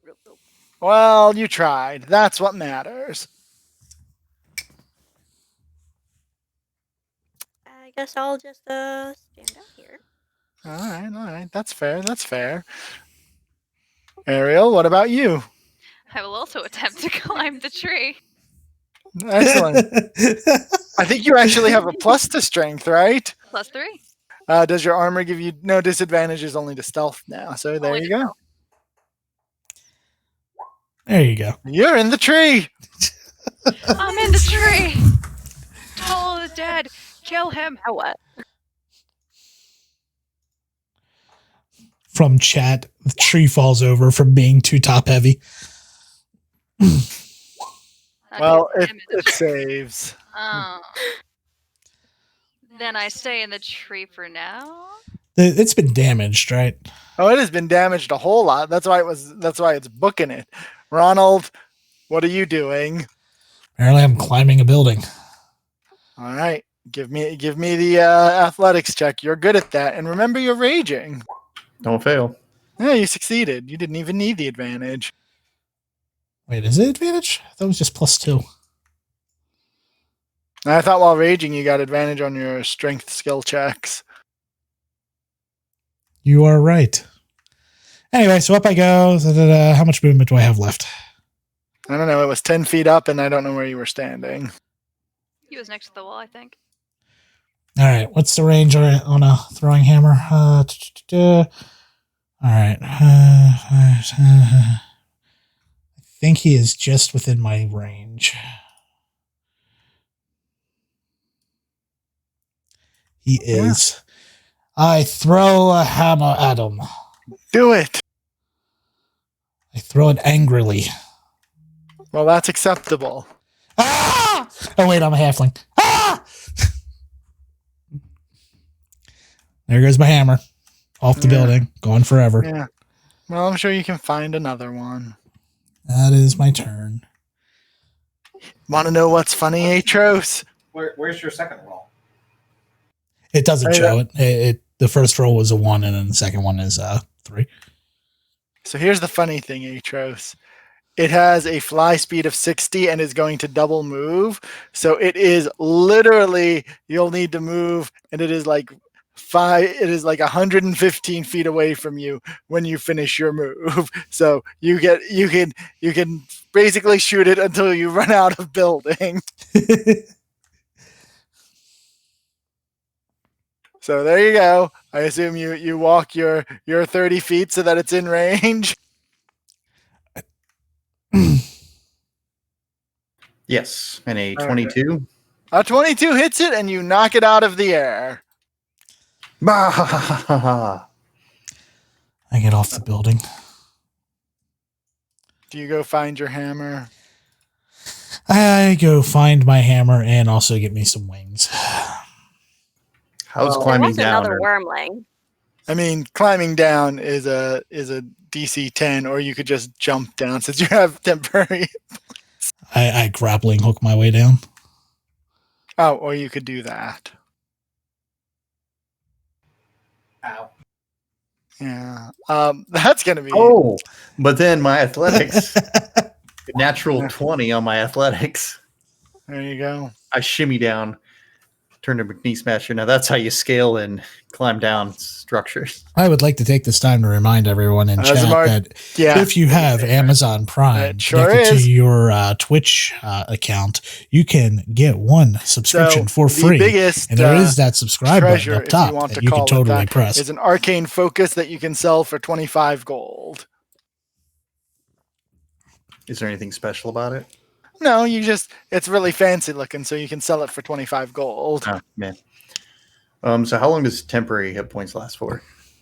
Like minutes? They last for 10 minutes. Oh. Yeah. So it'll probably be gone by the time we get to where we're going. Yeah. So here's the fun question. When you get to the gate to the upper city, does anyone want to do anything before they get there? No, I'm fine. I feel like a rest is in order. I'm tuckered. You already Short rest or We're long fine. rest? Yeah. No, I'm saying a long rest so I can get my slots back. I'm out of minor healing. I'm still fine. I'm gonna use a cure wound on myself. Okay, that seems fair. Yeah, Ronald and Zamar might need a breather. Yeah, I would a like seat. to kind of point out that before we do any kind of resting, other than maybe a short rest, we should definitely sorry, I had to cough. Take care of this loot. Like, forget about were we heading to the shop or were we heading to Bahamut? We were heading to Or not Bahamut, the other one. The other one. You were heading to the other one. Okay, let's get there, like right meow, so we can take care of this problem. Because as much as I like wasting resources on random alleyway fights, I'd prefer not to. Fair enough. Oh, I'm gonna take your rage away because it's over now. I keep punching walls as we walk towards the place, just in case. Walls are not hostile creatures. We're not accepting this. It doesn't say it has to be a hostile creature. It says I keep making attacks. No, I guess technically that's fair. Anyway, fun question. When you get to the upper city gates, who still has their flaming fist badges? Yes. Yes. I definitely didn't throw mine away. Yeah, I'm assuming. Yeah, I wouldn't have gotten rid of it. There was, Okay. Yeah, I'm assuming we I think do. there was Yeah, I one remember there was a moment where someone said they were throwing it away for a I- reason. I threw it in anger, but I picked it back up. Oh yeah, that's right. That's right. Because you realized it was useful. So yeah, you can get in, but the watch reminds you that since you don't have watch tokens, you better be out by dark. Time's it now? Morning. Yeah, it's still morning. So does that mean we can't stay at the church for the night? Oh no, they've thrown people out of churches before. You definitely shouldn't mess with the watch on this one. Okay, You were banking on that, weren't you? I was. So, let's go ahead. You make your way to the Shrine of Ilmater. How is it pronounced? Ilmatir, I think. Ilmatir. We're never pronouncing it right again, just so you know. So you make your way there.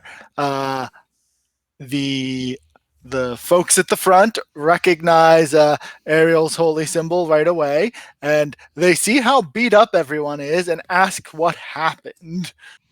Something, cultist, something. Give me a beer. Cultists are trying to steal our treasure.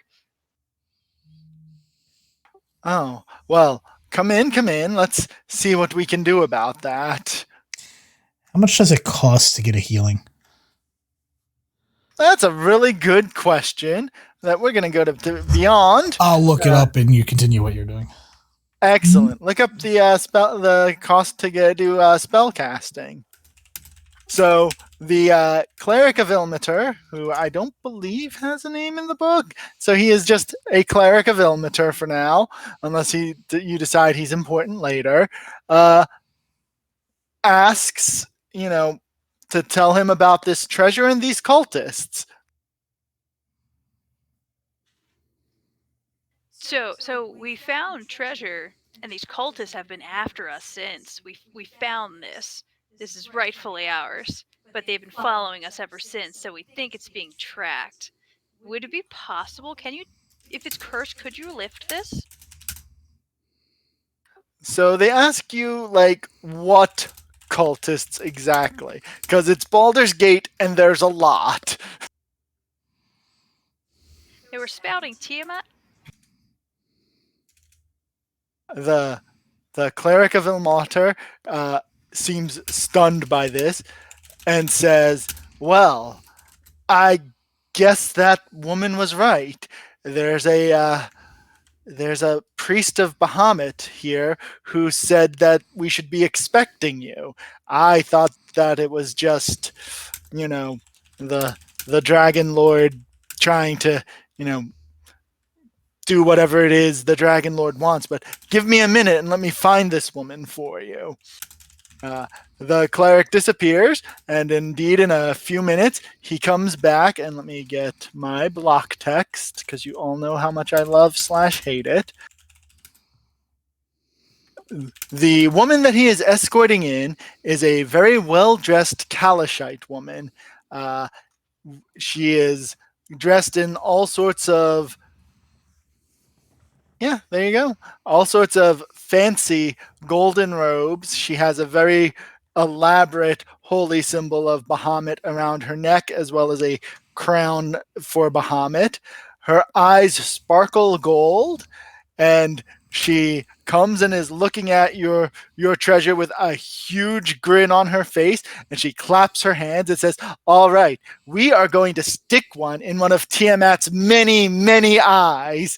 My name is Baldur, and I am here to help you. And I get the feeling that you are here to be helped.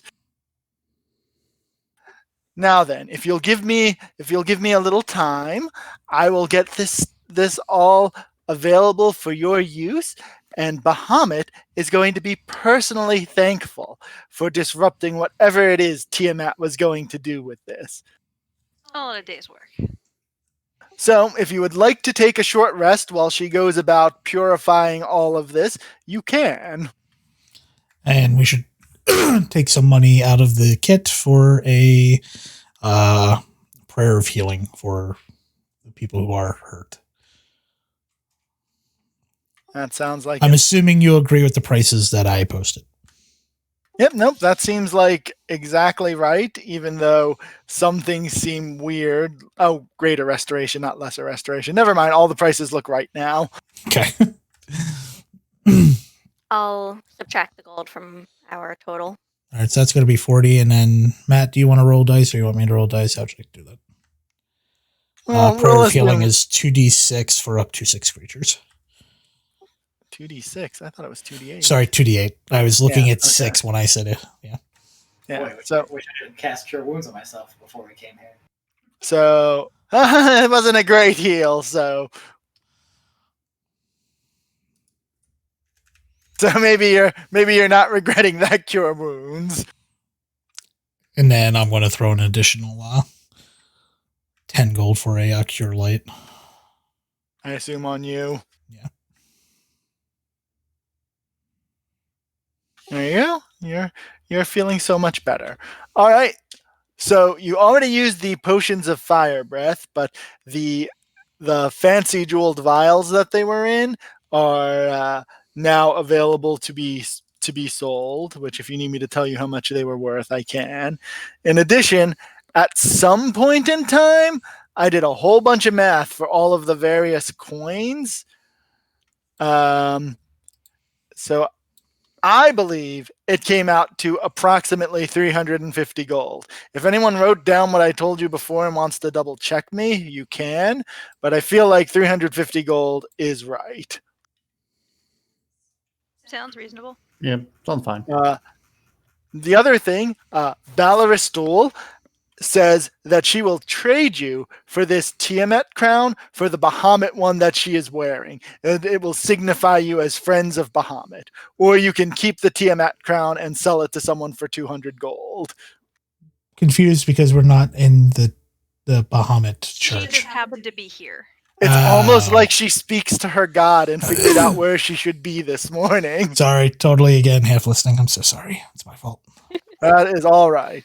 So the Bahamut crown is not nearly as valuable, except for the fact that, it shows everyone that you're friends with the Dragon Lord.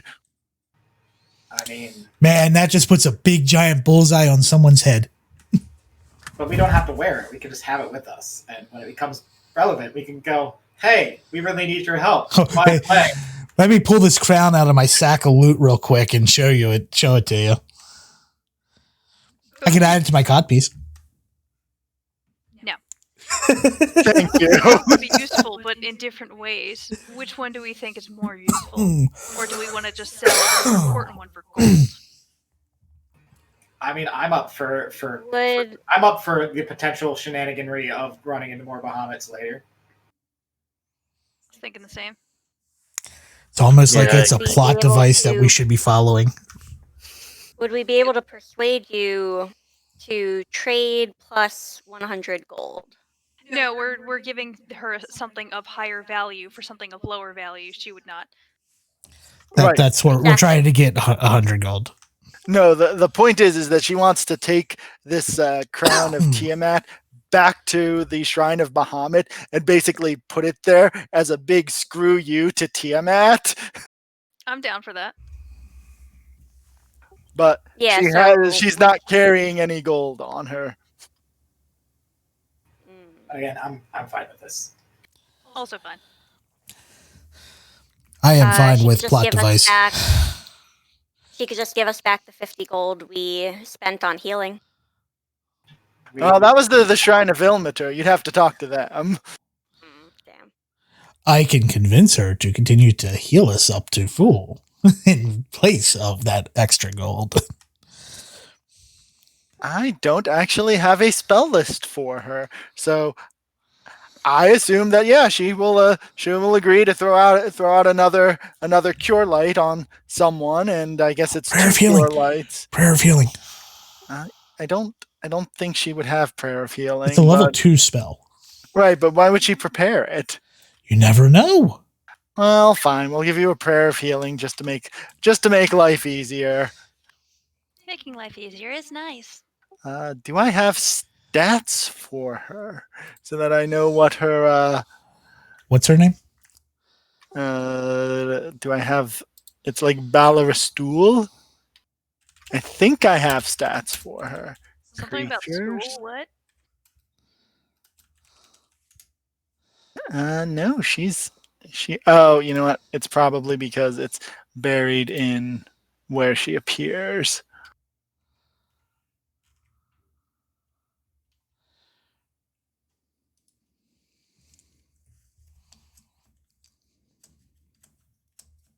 There we go. I have stats for her. So once again, Oh not my great god, you healing. are the worst. I'm good. I don't know. Oh no, everybody else is good. I mean, that's why I get for having this big ass health pool. You're like 2 Lulus. I am 2 Lulus. He's way more than 2 Lulus. Have you seen his belly? Hey. But all right, so instead of a Tiamat crown, you now have a Bahamut crown that is actually quite fancy looking, even though it's not as expensive. You could sell it for 75 gold if you wanted to. Hold on to it for now. Excellent. So Balaristul gives you a wink with her golden coppery eyes and says to be careful out there, but she looks forward to seeing you again, and Bahamut tells her that she will. Oh, that's not annoying at all. I'll see you later. See you on the other side till we meet again. Let's go to the shop. So before you start a whole nother adventure, this is probably a good breaking point. You've gotten a giant pile of gold, you've made friends with the Dragon Lord, and you've told Tiamat screw you. I feel like this is a good break because we've only got we've only got like 15 minutes left, and that really the next area will take more than 15 minutes. And if next time we're here it takes less than 15 minutes. No spoilers or anything, but we're going to be fighting. By the way. So you are in the upper city, so unfortunately you don't have access to your friends if you decided that Lulu, who is now out of spells, is of no use to you. Lulu is always of use to us, I'll have you know. So about Murder Elephant, I mean... Murder Tiny Elephant. Whatever, it still does more damage than I do. I don't actually think so. Yeah, no, she does not, especially because you can rage. It just sticks out in your memory because she ripped her tusk through the chest. Yeah. Already heavily damaged pirate. At some point I have to create a visual representation of what my codpiece looks like. Oh, I thought you were going to create a visual representation of Lulu murdering someone. Nope, that is the dwarf over there. That is her job. We have a minotaur horn, we have 2 skulls as the balls, and now we have dragon wings as the scrotum. You are aware That's great. Cod pieces aren't actually representative of genitalia, right? Yes. Okay, just making sure. It's just going to be a cock sitting on top of another one. That's a wonderful image to end on. We have the elephant murdering someone and Foreskin. That's what it was. Foreskin. Scrotum foreskin. Oh boy. whatever. So it's that kind of campaign. When's it not that kind of what should have campaign? been higher pitched? I don't know what should have been higher pitched. I really need to read the chat when it happens. That was when I was throwing a hammer at the one of the wormlings. Because I rolled a 1, I was like, no! And then I rolled again, it was a 3, I was like, no! 3's still better than 1. It still misses. It sure does. Don't ask why, by the way, the ninja has become our spiritual weapon. Just I'm cool with it. It's fine with me. All right, well, I'm gonna press this button that ends my stream. Thank you all for joining us today, and we will be back in our usual probably 3-week period. Yeah, which is what day is that? That is a good question. That's January 31st. All right, so I have everybody a check your calendar. calendar and all that fun stuff, and you all have a good night. Yep, I will talk to you all later.